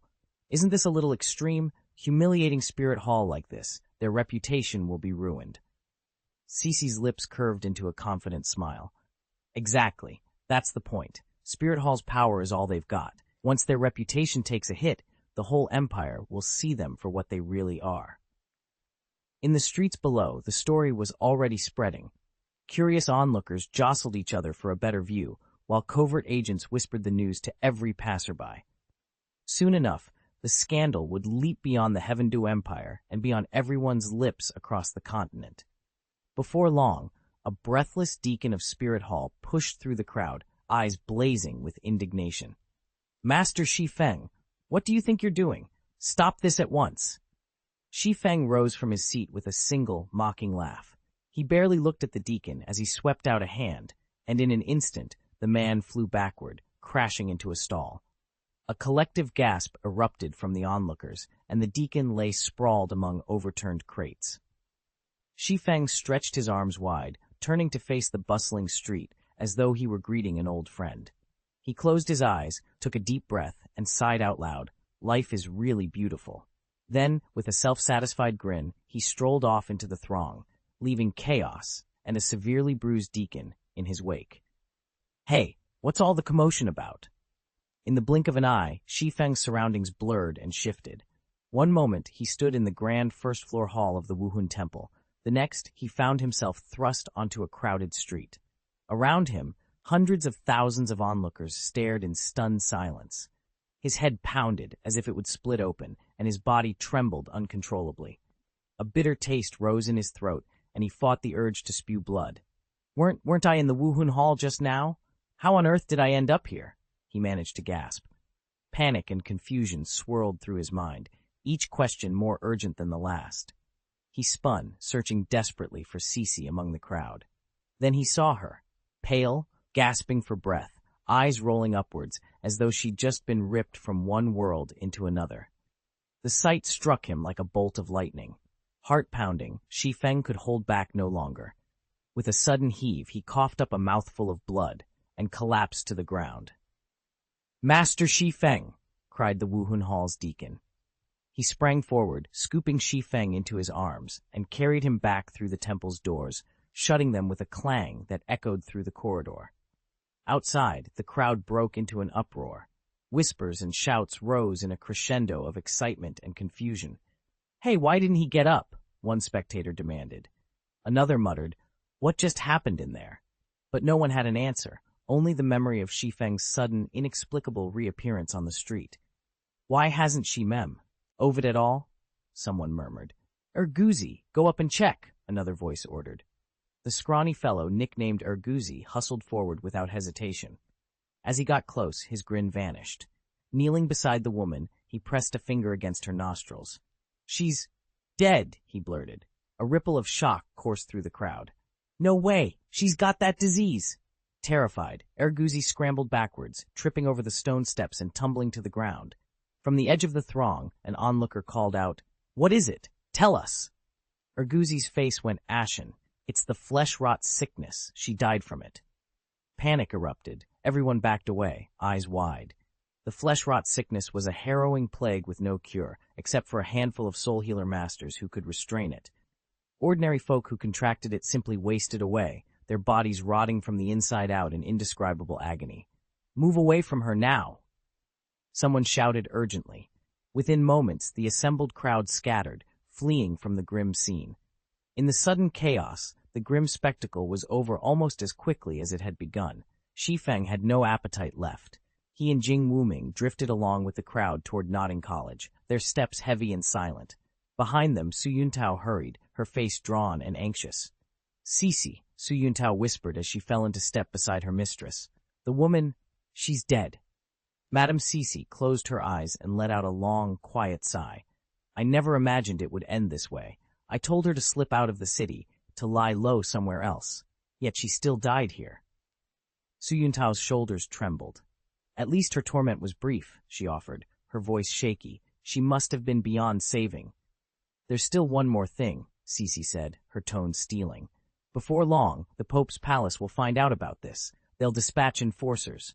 Your report on Shi Feng has to be flawless. Everything depends on it." Cece rested a hand on Su Yuntao's arm.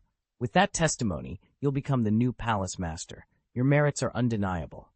Su Yuntao's eyes widened in disbelief. "Me? I never sought such power. I'm not sure I can." Cece gave her a firm, encouraging nod. "You've done what needed doing. Now you must see it through."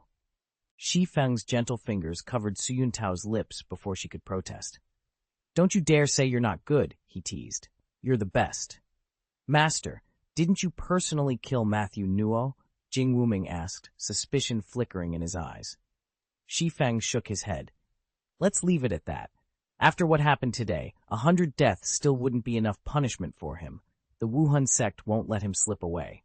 At last, Shi Feng thought, this matter is settled. Now I can return to the academy and train in peace. That afternoon, Deacon Zhou of the Superior Palace returned, this time accompanied by several other deacons. Except for Deacon Zhou, who was a soul sect cultivator, the rest were all soul venerables. No sooner had they arrived at the Wuhan Temple in Notting City than they detained Matthew Nuo. Lacking the authority to judge him themselves, they established a tight guard, waiting for the law enforcement team from the Pope's palace to arrive. When Matthew awoke to find himself surrounded by these imposing figures, his heart nearly stopped. He was moments away from panic when a healing soul master in Deacon Zhou's retinue stepped forward and stitched his broken spirit back together, saving his life just in time. Cece, now serving as head deacon of the Wuhan Temple in Notting City, seamlessly assumed responsibility for the Matthew Nuo affair. That very evening, she dispatched a top-secret communique through Wuhandian's encrypted network straight to the Pope's palace. By noon the next day, word of the incident had finally reached the highest echelons, and the Pope was livid. Without a moment's hesitation, he ordered his enforcement squad to march on Notting City and escort Matthew Nuo back to Wuhan City for a formal apology. Chapter 42. God-Level Martial Soul? In Wuhan City, within the grand halls of the Pope's palace, the Spirit Hall's supreme seat of power, a single figure commanded every eye. Seated upon a throne of polished obsidian, she wore a flowing black robe embroidered with intricate gold filigree. A 9-arched crown of purple gold crowned her head, and in her hand gleamed a scepter encrusted with countless jewels. Her skin was as pale as porcelain, her features near perfection, and an indefinable aura of holiness and nobility radiated from her very presence. No words were needed. Her mere stillness inspired awe and devotion. This was Bibi Dong, the reigning pope of the Spirit Hall, hailed as its most powerful leader in history, her cultivation said to be beyond all measure. Shi Feng sat alone in the vast, silent hall. Though he carried himself with the poise befitting the Pope of Wuhan Temple, his brow was shadowed by a sorrow no honor could dispel. It wasn't the recent Matthew Nuo scandal that haunted him. After all, the damage to the temple's reputation was minor, and the matter could be smoothed over in time. No, it was the stillness of night and the emptiness of moments like this that brought back memories he could scarcely bear. He remembered the day his most trusted teacher had turned into a savage beast and seized control of him, body and soul. He remembered how that same mentor had driven away the woman he loved most, banishing her from Wuhan Temple without a word of explanation. And he remembered, with a pang that never subsided, the moment he finally escaped that monstrous possession, only to learn his beloved had found comfort in another's arms.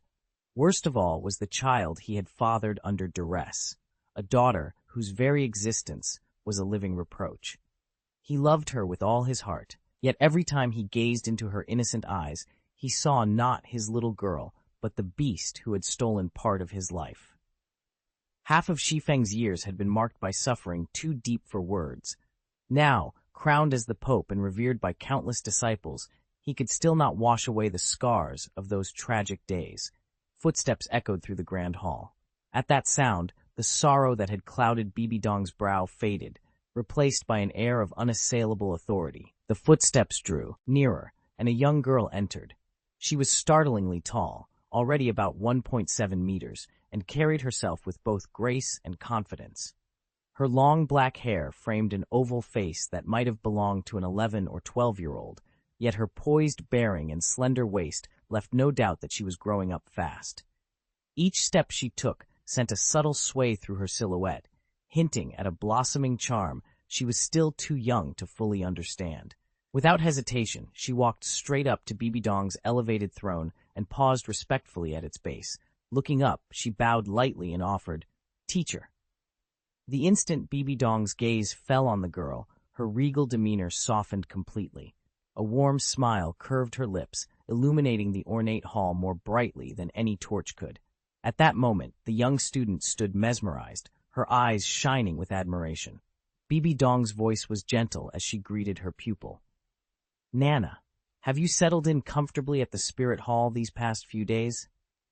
"Thank you for your concern, teacher. I'm used to it by now." Although Hu replied politely, a hint of unease still flickered across her face.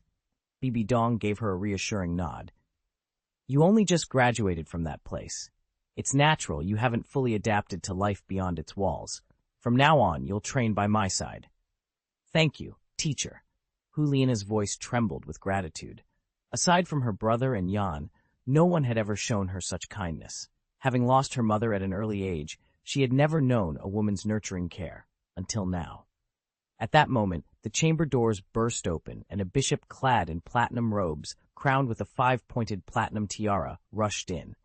Though he was tall and thin, almost stick-like, his presence carried an undeniable gravity. Bibi Dong's brow furrowed, and her aura snapped into strict authority. "Saras, what's the meaning of this flurry?" she demanded. Startled by the Pope's tone, Saras paled. He fumbled in his robes and produced a sealed parchment.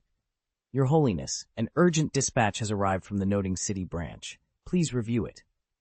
Bibi Dong swept the report from his hand, her eyes narrowing.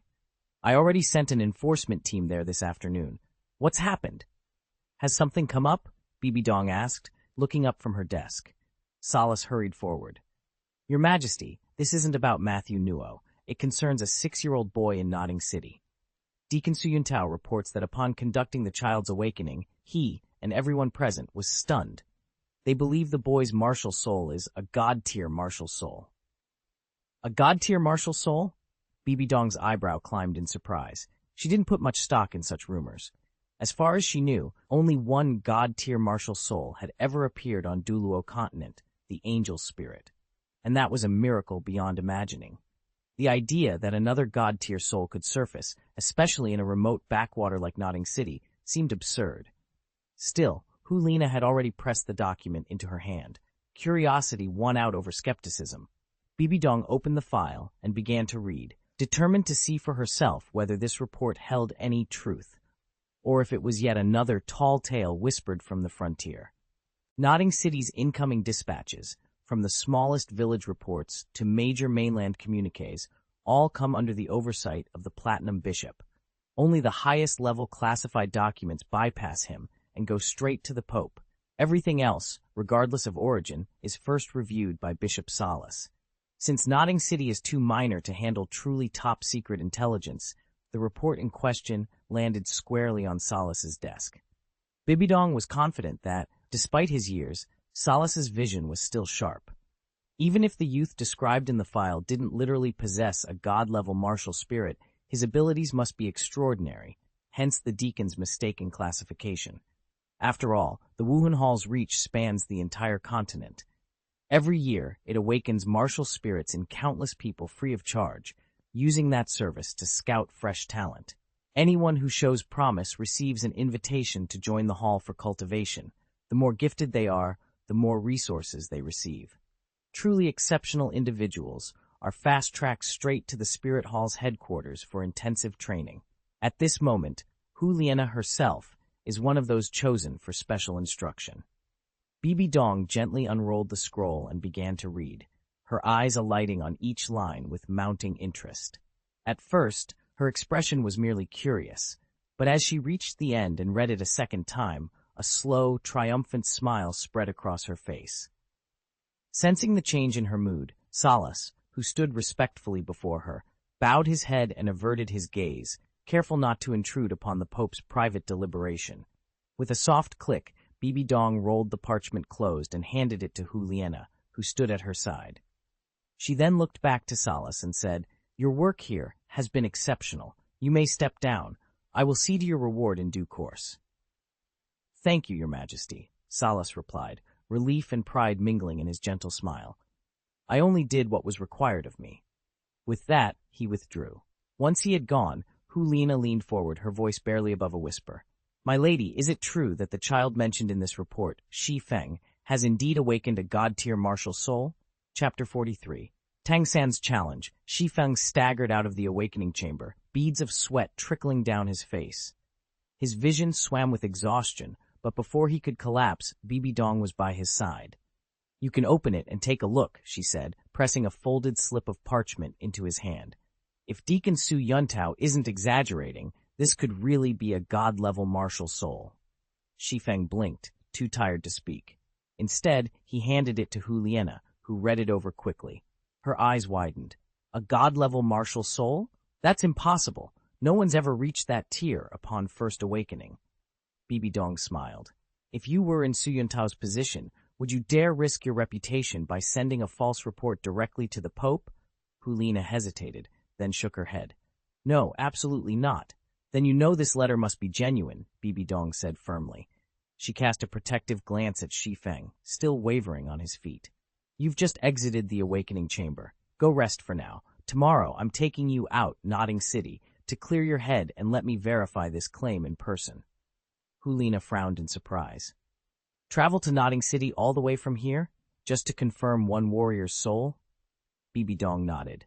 "A god-level martial soul isn't something to be taken lightly.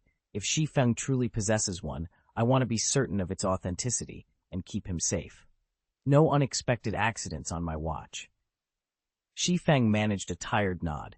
As relief washed over him, he allowed himself to be guided away, unaware that his emergence had already set powerful forces into motion, and that by dawn his name would echo from the capital to the farthest reaches of the empire.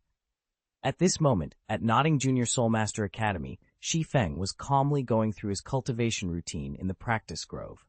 With Matthew Nuo finally brought to justice and no looming catastrophe on the horizon, his spirits were unusually light. Each morning he drilled his unarmed combat forms and refined his body, martial techniques. Each night he would retire to meditation and soul exercises. It was a simple, disciplined rhythm, and one he intended to maintain as his life at Nodding College. Since the day before, his little ebony sparrow familiar had been keeping a close watch on the Wuhan Hall. Yesterday afternoon, Matthew Nuo had already been seized by the deacons from the nearest branch church and was waiting for the law enforcement squad dispatched from the papal court. Shi Feng guessed that his fate would be to face public execution in Wuhan City, his head on display as a warning to would-be traitors. As he pondered his next move, a familiar figure came rushing into the grove. "Young Master Shi!" Jing Wuming skidded to a halt at the edge of the clearing, his expression uncharacteristically unsettled. He looked down at the grass, then back at Shi Feng, hesitating. "What is it?" Shi Feng asked. "Master, I may have to leave you," Jing Wuming said at last, his voice wavering. "Leave?" Shi Feng's brows lifted in surprise. He gestured for Jing Wuming to come closer, ready to hear what could possibly pull his most loyal attendant away. "Where am I going?" Jing Wuming asked, shaking his head. "I don't really know. My adoptive father just said I'd be sent to the assassin headquarters for their hell-style training. He warned it could last for years. Shi Feng fell silent. Jing Wuming had proven himself a rare and valuable ally, and over these past days, Shi Feng had grown used to having him at his side. The thought of losing him so suddenly left a pang of regret. After a moment, he forced a smile. "Then go," he said. "Train hard. Don't you dare slack off. And remember what I told you, no biting people unless it's absolutely necessary." Jing Wuming nodded. "But young master, if I leave, who'll be here to help you?" Shi Feng hopped up onto a nearby stone bench and patted Jing Wuming's shoulder. "Enough with that," he chided gently. "When your adoptive father gives an order, you obey. And remember, I'm already at level 14, so don't let me look back in 3 years and see you falling behind." Jing Wuming's eyes glistened, but he nodded fiercely. He felt nothing but respect and gratitude for the man who'd raised him. But besides Shi Feng, he'd found something more, a true bond of friendship and loyalty. Over the past few days, Shi Feng had come to realize just how much his once icy demeanor had softened, entirely because of Jing Wuming. "When are we leaving?" Jing Wuming asked. "This afternoon," Shi Feng replied. "I still don't know exactly where we're headed, but you should go back now and pack. There's no need to see me off." Despite his steady tone, Shi Feng's heart raced. Jing Wuming was the one person he trusted without reservation, and the thought of his sudden departure left an unexpected void inside him. Before he could stop him, Jing Wuming stepped forward, knelt, and kowtowed repeatedly. Shi Feng's eyes widened. "What are you doing?" Gently, he pulled Jing Wuming to his feet, resolve and gratitude mingling in his gaze. Shi Feng watched Jing Wuming bow deeply before turning to leave. "Thank you, young master Shi Feng, for sparing my life and giving me another chance," Jing Wuming said, his tone filled with genuine gratitude. Shi Feng waved a hand dismissively. "That's enough. Go on, I have cultivation to resume." Jing Wuming paused, as if still wishing to say more, but then nodded briskly and strode away. Shi Feng exhaled, a peculiar hollowness settling in his chest. Once Jing Wuming was out of sight, he shook his head and refocused on his own training. 2 days passed in silence. As he monitored the faint spiritual trace Jing Wuming had left behind, Shi Feng realized the distance between them was steadily increasing, and then, abruptly, the trace vanished altogether. He sighed inwardly. Jing Wuming was now well beyond the reach of his perception. At the same time, activity was stirring at the Wuhun Palace. Shi Feng's surveillance revealed that Wuhan City's law enforcers had finally descended upon Notting City.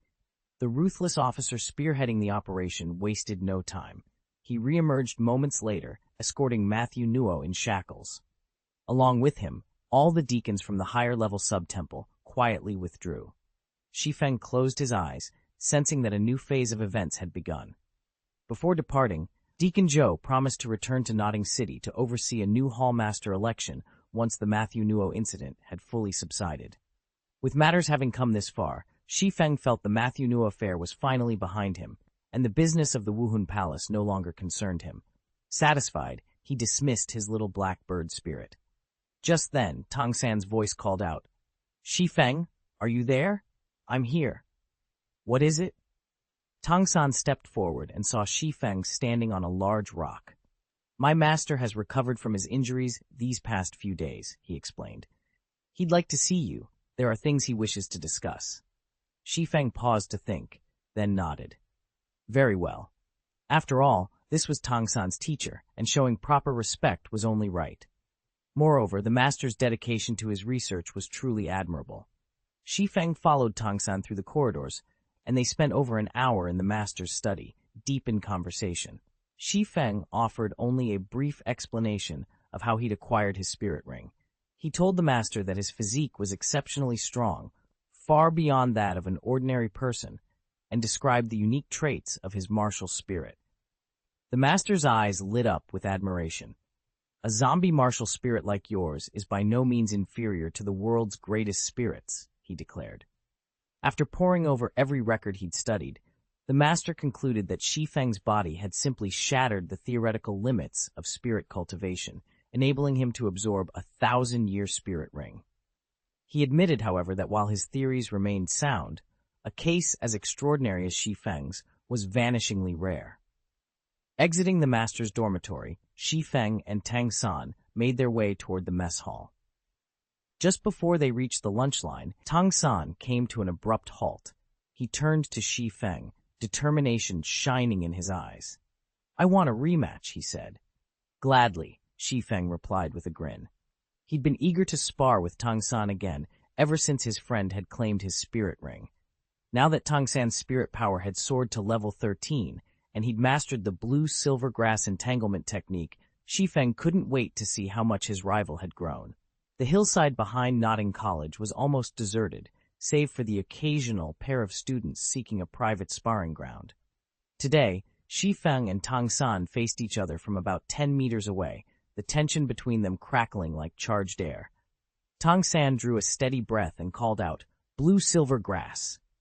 In an instant, thick, palm-wide blades of azure grass burst into his hands. Each leaf was banded with sinuous veins, coiling like tiny mandala serpents, and a golden spirit ring, clear, lie a century old, hovered at his wrist, gleaming with latent power.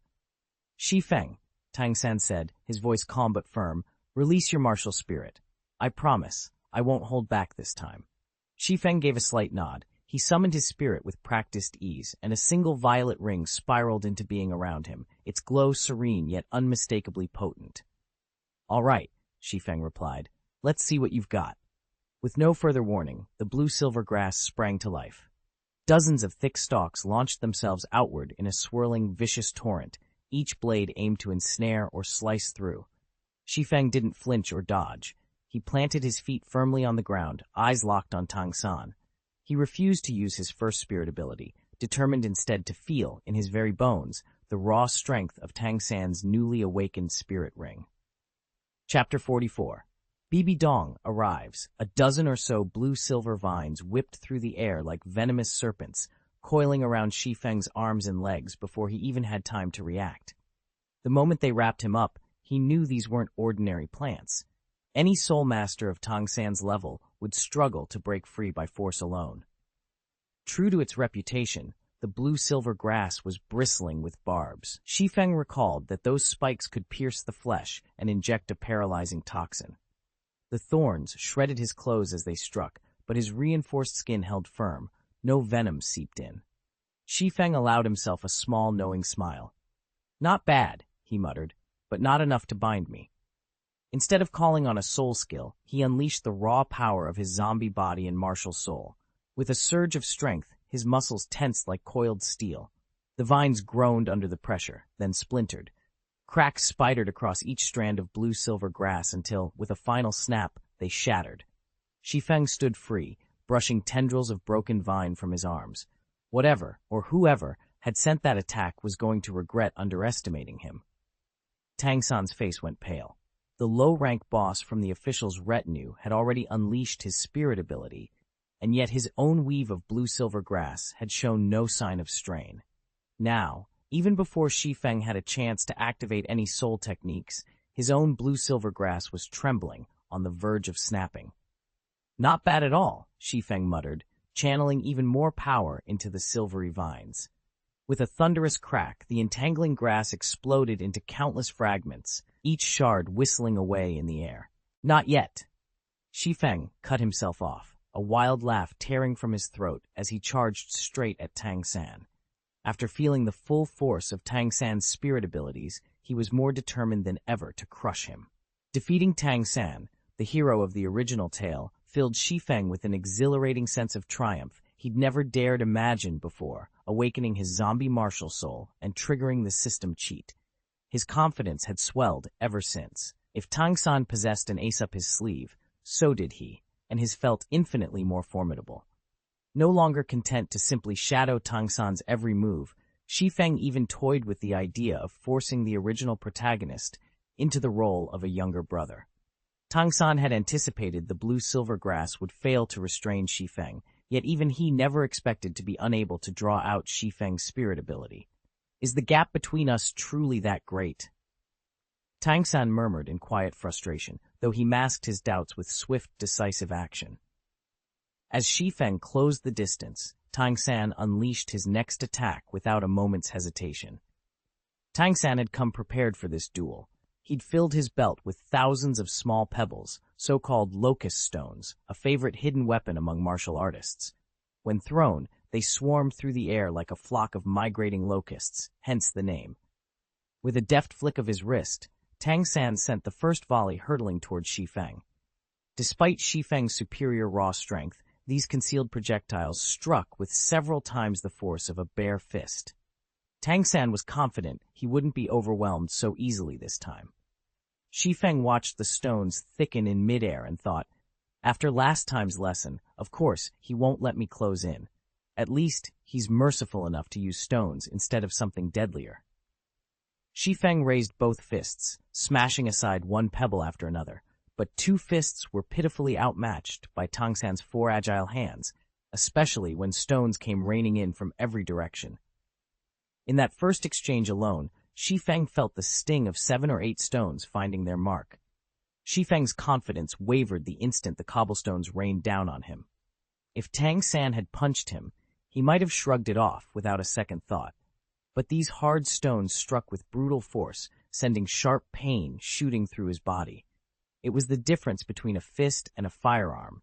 The latter's damage was obvious at a glance. Tang San's hidden weapon, essentially a miniaturized gun, had multiplied his striking power several times over. Relentlessly, pebble after pebble slammed into Shi Feng, each blow so intense that some stones shattered on impact. Shi Feng groaned, stunned by the weapon's potency. He'd clearly underestimated the Tang sect's armaments. Unbeknownst to him, Tang San was just as surprised. He had already burned through every ounce of his strength. Yet despite the agony he'd inflicted, Shi Feng showed no sign of real injury, only pain. Furious, Shi Feng roared and tried to maneuver around Tang San's flank, but under the unblinking glare of the purple demon eye, Tang San's aim and firing speed were unmatchable.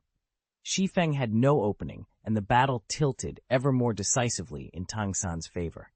Shi Feng's back was against the wall, and he had no choice but to unleash his first soul skill, possession of rigid armor.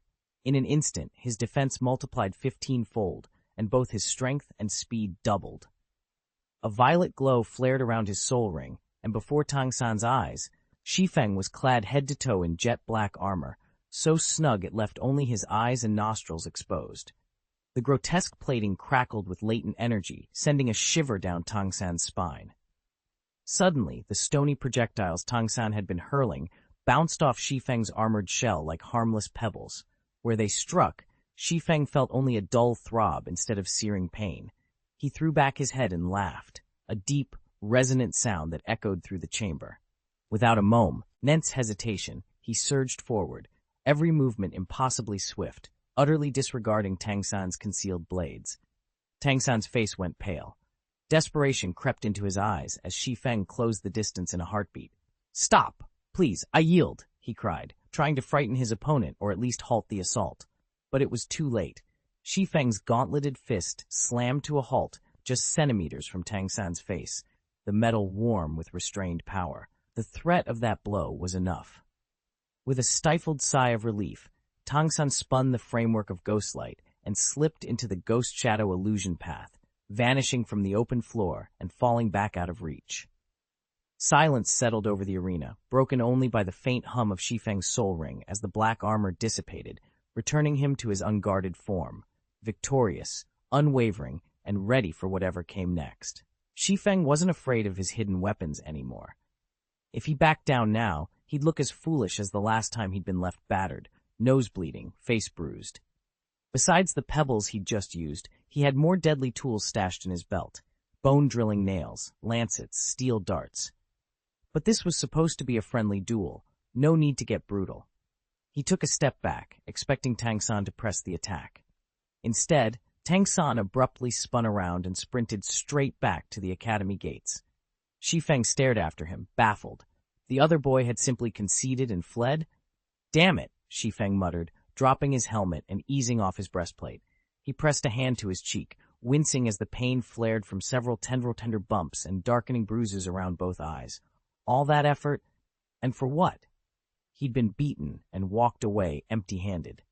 Shi Feng staggered through the grove, each breath a white cloud in the cold morning air. The pain radiating from his ribs was relentless, far worse than any bruising he'd suffered before. He hadn't realized just how badly Tang San had wounded him. Earlier, Tang San had begun by testing Shi Feng's defenses with gentle strikes, then gradually ramped up the force of his hidden weapons until, at full power, they would have shattered the bones of any lesser opponent. Shi Feng had only survived by sheer will and by drawing deeply on his inner exercises to suppress the worst of his agony. He dared not return to the dormitory and show himself in this state. His bruised side was already swelling grotesquely, and a single glance would betray just how thoroughly Tang San had humbled him. Instead, he'd slipped into the shadows of the grove at dawn, running through his breathing exercises to dull the ache. For 3 days, Shi Feng kept to himself, emerging only at dusk to hunt small herbs and roots that would speed his recovery. By the 4th sunset, the swelling had gone down enough that he no longer cringed at the prospect of facing Tang San again. In fact, a cold fire kindled inside him, fueled by memories of humiliation and the fierce determination that had carried him this far. That night, under a pale moon, Shi Feng returned to the rocky ridge where they had last clashed. He moved silently, every step measured, every muscle coiled. Tang San, confident, perhaps even smug, waited at the crest, hidden weapons glinting at his belt. Shi Feng drew a slow breath. This time, he would be the one to strike the final blow. Chapter 45, Hu Lian's Mission. Shi Feng was still convalescing from his recent battle scars when new reinforcements arrived in Nodding City. Reinforcements formidable enough to send shockwaves rippling through the entire settlement. Deep in the solitude of his recovery, he barely registered their approach. Besides, the hefty bruises and swollen welts marring his face would take days, if not weeks, to fade. Unannounced and moving with quiet purpose, Bibi Dong and Hu Lian strode through the gates of the Wuhun Hall, flanked by several titled Douluo. There were no flashy entrances, no heralds trumpeting their arrival, just the soft echo of footsteps against polished stone. Inside the Grand Spirit Hall, Cici had already escorted Su Yuntao to the central chamber, fulfilling Matthew's solemn promise. No one dared question her authority. The instant Bibi Dong's entourage stepped beneath the vaulted ceiling, a palpable pressure rippled through the hall. Conversations died on the lips of onlookers. Even the flickering torches seemed to dim under its weight. Cici, Su Yuntao, and the assembled disciples exchanged anxious glances, each of them keenly aware that something extraordinary had just begun. At their head was Hu Lian.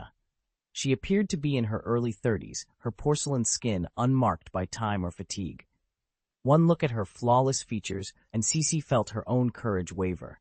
A deep, resonant aura radiated from Hu Lian, so powerful that no one dared meet her gaze. In that hushed moment, it was clear. The mission she carried would reshape the destiny of Nodding City, and everything beyond it.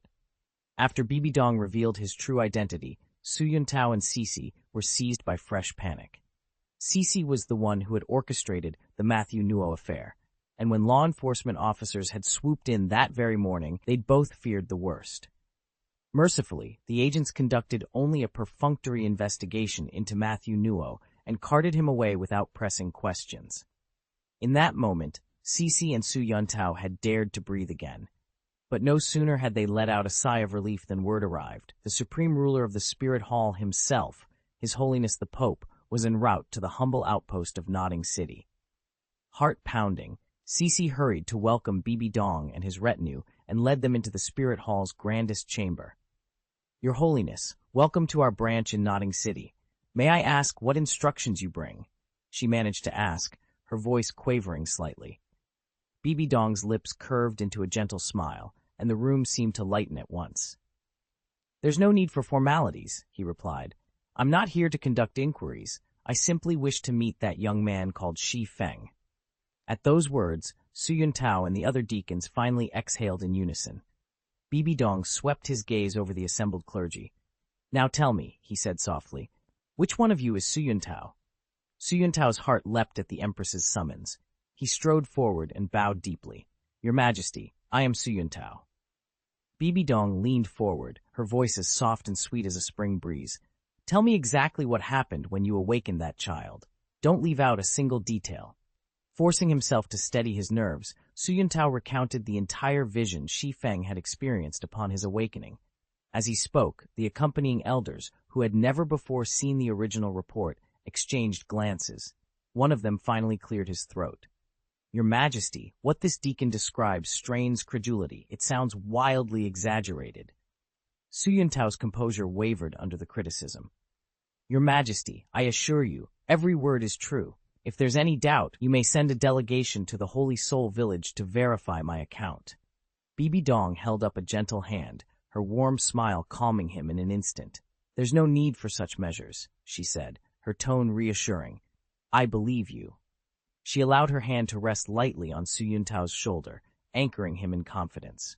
With that simple gesture, the tension in the hall eased, and Su Yuntao drew a steadying breath, ready to await the Empress's next question. High Priestess Bibi Dong sat back in her ornate throne and regarded the gathered elders with a faint smile. "Where is that boy now?" An elder stepped forward.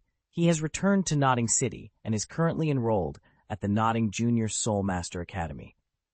"Excellent," Bibi Dong said, turning to her newest disciple, Hulina. "You and Deacon Su Yuntao will fetch him. Leave at once." "Yes, teacher," Hulina replied with a deep curtsy. Su Yuntao inclined his head in agreement, and the two slipped from the inner sanctum.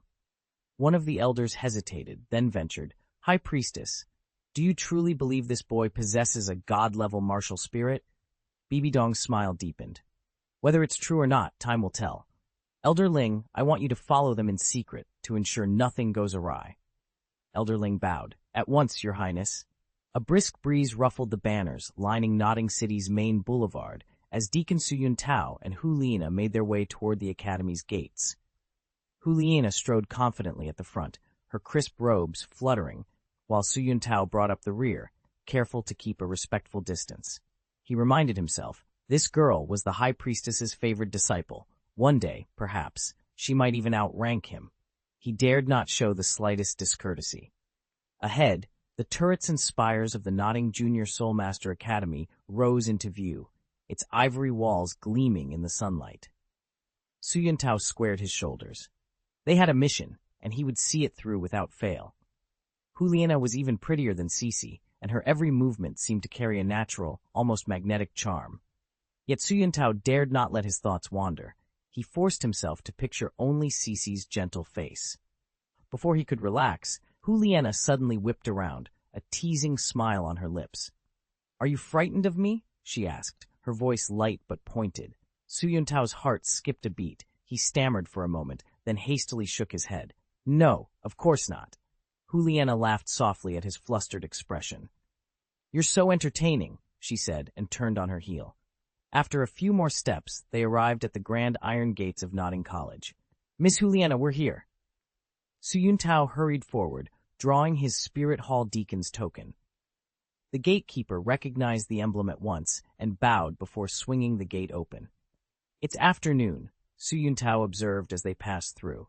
"The students should have returned to their dormitories by now." A former student of Notting himself, he knew the campus inside out. Notting College boasted 7 dormitory buildings, and work-study students were always assigned to dormitory num. 7, just as in previous years. With confident steps, Su Yuntao led Juliana along the cobblestone path until they stood before the sturdy wooden door of dormitory 7. Gently, he rapped on the frame. "Excuse me, is Shi Feng here?"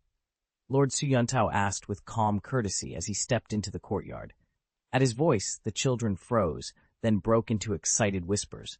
"It's Lord Su Yuntao," one of them exclaimed. "What's he doing here?" All eyes turned expectantly toward Su Yuntao, eager to learn why the noble had come. All of the on-duty students from the village had been awakened by Su Yuntao that morning, so they recognized him immediately when he arrived. Tang San hurried out to meet him, surprise evident in his eyes. "Lord Su, what brings you here looking for Shi Feng?" Even after all these months, Su Yuntao still remembered Tang San's face. "I have a question for him," he replied, his gaze sweeping the dim corridor. "Do you know where I can find him?" Tang San nodded eagerly. "He's been spending his mornings in the grove just outside the academy's back gate."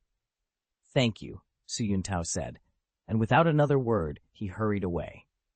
Tang San watched him go, frowning to himself. Master Su really hasn't given up on persuading Shi Feng to join the Spirit Hall, has he? By now, a crowd of students had gathered at the dormitory's front entrance, all craning their necks to catch a glimpse of Juliana. Never before had they seen anyone so stunning. Her beauty held them spellbound. Not a single student dared to blink as they stared. Moments later, Su Yuntao reappeared, escorting Juliana past the awestruck onlookers. Together, they disappeared down the path, leaving the students in breathless admiration. Shi Feng sat cross-legged atop a broad, moss-covered rock deep in the grove, drawing on his internal energy to knit together torn flesh and shattered bones. Scars and bruises mottled his body, but none mattered as much as the havoc wrought on his face. Once the handsomest young man in the sect, he now looked like a pockmarked monster. The sight of himself in a nearby pool sent a flash of fury through him. A sudden crunch of footsteps snapped his attention upward. Two figures emerged into the filtered sunlight. Su Yuntao, his longtime friend, and beside him a girl whose beauty stopped Shi Feng cold. He'd never seen anyone with such radiant grace. Her every gesture seemed lit from within. Did Su Yuntao already know he was alive? He wondered. Before he could form the question, Su Yuntao was standing at his side, concern in his eyes. Chapter 46, The Perfect Woman. Su Yuntao's eyes widened for a moment as he took in the boy's face, marked by dark blue and purple bruises. He forced a polite smile. "Kid, do you know where Shi Feng is?" Shi Feng paused, gingerly touching one of the swollen welts. He met Su Yuntao's gaze evenly. "No, I don't know," he replied. Of course, Su Yuntao already suspected he was still alive. That could only mean trouble. Su Yuntao had plans to inform the Papal Palace about Shi Feng's survival. Shi Feng needed to steer him off that trail at once. "And what exactly do you plan to do once you find Shi Feng?" Shi Feng pressed, hoping to learn Su Yuntao's true intentions. Su Yuntao's shoulders slumped in feigned disappointment. He didn't answer the question. Instead, he turned to the young woman at his side. "Miss Juliana, it seems he isn't here. Let's search elsewhere." Juliana? Shi Feng's heart skipped a beat. How had she come to Notting College? There had been no hint of her involvement before. His mind reeled with questions as he tried to piece together what Su Yuntao was really up to. Shi Feng bolted as soon as the words left Juliana's lips. "No, there's something wrong with this boy." Moments earlier, Su Yuntao had already strode toward the exit, but Juliana remained rooted to the spot, her exquisite fox-like eyes locked onto Shi Feng. "Miss Juliana, aren't you coming?" Su Yuntao called over his shoulder, his tone edged with suspicion. Shi Feng's heart hammered. He lifted his gaze to meet Juliana's inscrutable stare, as though she could see straight through him. Panic seized him. He didn't know how she'd sensed something amiss or why she'd appeared here at all, but he knew exactly what would happen if he stayed. Through his friendship with Tang San, he had severed every tie to the Wuhundian, and he wasn't about to reverse that now. He pivoted on his heel and fled down the corridor, feet barely touching the ground. Juliana's eyes flashed with sudden determination. Her slender form blurred as he gave chase, graceful yet relentless. Behind her, Su Yuntao spun around, bewildered by the scene unfolding in what had been an ordinary hallway. Shi Feng's lungs burned, but he couldn't afford to slow. He'd outrun everyone he'd ever known, Tang San included. But now, every stride felt like trudging through molasses compared to Juliana's effortless speed. And yet, to his own surprise, he was pulling away just enough to stay ahead. As the distance between them grew, Shi Feng's mind raced even faster than his legs. He couldn't shake the fear that Juliana's sudden interest in him spelled nothing good, and that, sooner or later, he'd have to face whatever it was she'd seen in his eyes. For now, though, one rule remained supreme: never be caught by the Wuhundian. Not again. With that thought fueling his flight, he surged forward, determination steeled against the pounding of his heart and the rush of wind in his ears. Behind him, Juliana's pursuit continued, silent, swift, unyielding. And somewhere up ahead, Shi Feng hoped desperately to find a way to disappear. How is a child of only 6 who hasn't even awakened his martial spirit this fast? Juliana murmured under her breath. Before she could question it further, she unleashed her own martial spirit in a swirl of energy. Her ears sharpened, her hair grew lustrous and fuller, and a bushy tail sprouted behind her, enhancing her beauty and heightening her senses. In an instant, her speed spiked. In a blur, she closed the distance and grabbed Shi Feng by the collar, lifting him off the ground. He kicked desperately, but his struggles fizzled out as she held him firmly. Hulina's eyes glowed a soft pink, and her voice dropped to a husky whisper. "Who are you? Why were you running?" Shi Feng's pulse raced. He swallowed hard, every nerve tingling with fear. "I'm Shi Feng. His words caught in his throat as panic flooded his chest, leaving him at a loss for what to say next. Page 60. As expected of a fox spirit, her charm magic was truly terrifying. Had Shi Feng not already endured the agony of absorbing a soul ring and survived that catastrophe, his will forged in the crucible of pain, he wouldn't have stood a chance against Hulina's spell. Even she was shocked. In her previous encounters, she'd never have believed that a mere 6-year-old human child could shrug off her enchantment, let alone walk away alive. But now there was no denying it. At that moment, Su Yuntao finally caught up. Hearing Shi Feng's bold words, he came to an abrupt halt and frowned.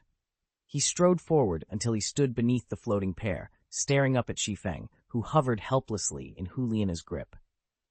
"So it really is you," he said, voice low. "What were you thinking, running off like that?"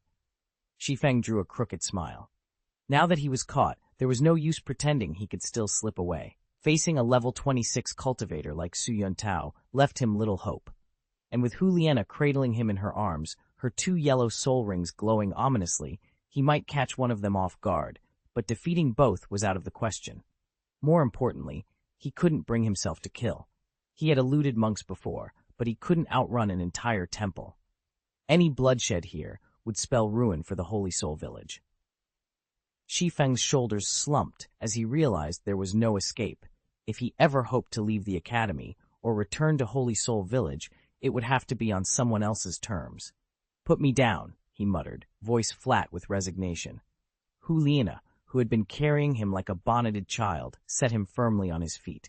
She spoke bluntly, "Don't even think about running." Her eyes were cold, and when she released him, Shi Feng was all too aware that he stood exposed in front of everyone. He guessed instantly who must have betrayed his presence, Su Yuntao. No doubt, others from the spirit hall were close behind. Sure enough, Hulina retracted her martial spirit and turned to Su Yuntao. "You're in charge now," she ordered. Su Yuntao nodded sharply and grabbed Shi Feng's arm. "Come on," she said, her tone attempting reassurance. "I'm taking you to the spirit hall to see the Pope. Stay calm." Shi Feng's blood ran cold. Half of his will to resist had already drained away. Now even that flicker of hope snuffed out. Bibi Dong had come to Nodding City, and she was here for him. A wave of vertigo washed over him as panic threatened to overwhelm. How could he remain at Tang San's side under this scrutiny? The thought of facing the Spirit Hall Pope, of answering Bibi Dong's questions, tightened a vice around his heart. He swallowed hard, steeling himself for what he had no choice but to endure.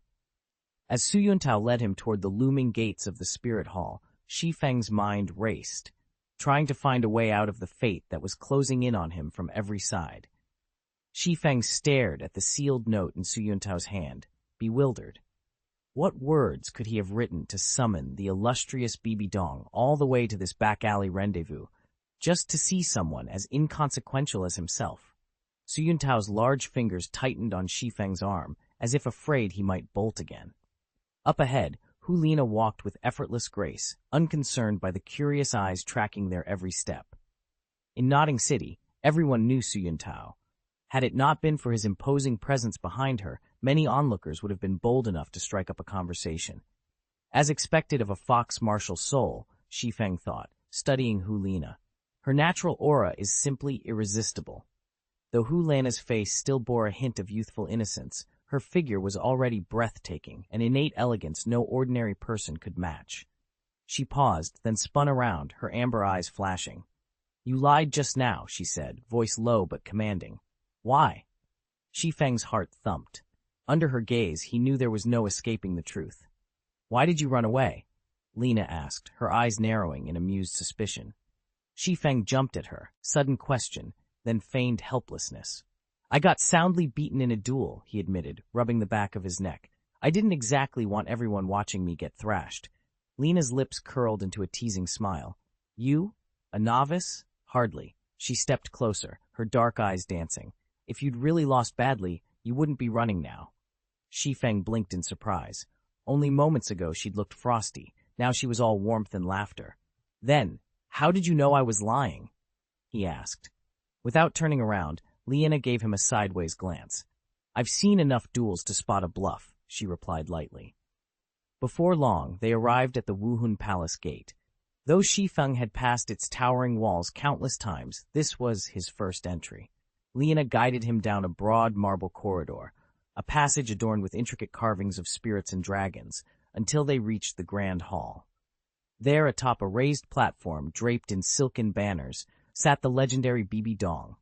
Her long, ebony hair framed a porcelain face. Her cool, commanding gaze swept over the assembled disciples like a gentle wind over still waters. Shi Feng stood rooted to the spot, heart pounding. After what felt like an eternity, he tore his eyes away and forced himself to bow. In his mind, 2 words rang clear: absolutely perfect. On the entire Douluo continent, the 2 women Shi Feng admired most were beyond question: Bibi Dong and Chan Renshui. Both wielded astonishing talent, a fierce pride, and never yielded to men. More than once, Shi Feng had thought that if Tang San hadn't made the path to godhood so effortless, he might have joined the spirit hall himself long ago. At Bibi Dong's casual wave, Sisi, Su Yuntao, and the others all bowed respectfully and withdrew. Only Bibi Dong remained. She stepped down from the platform and advanced until she stood just a few paces from Shi Feng. The boy's unshakable calm surprised her. Any ordinary child would be trembling in the face of such a momentous gathering. Yet he showed no fear, merely blinking at her in confusion before settling back into a composed stance. If he weren't a fool, there had to be something extraordinary in him. "Are you Shi Feng?" Bibi Dong asked, her eyes roving over his acne-marked cheeks with a mixture of curiosity and amusement.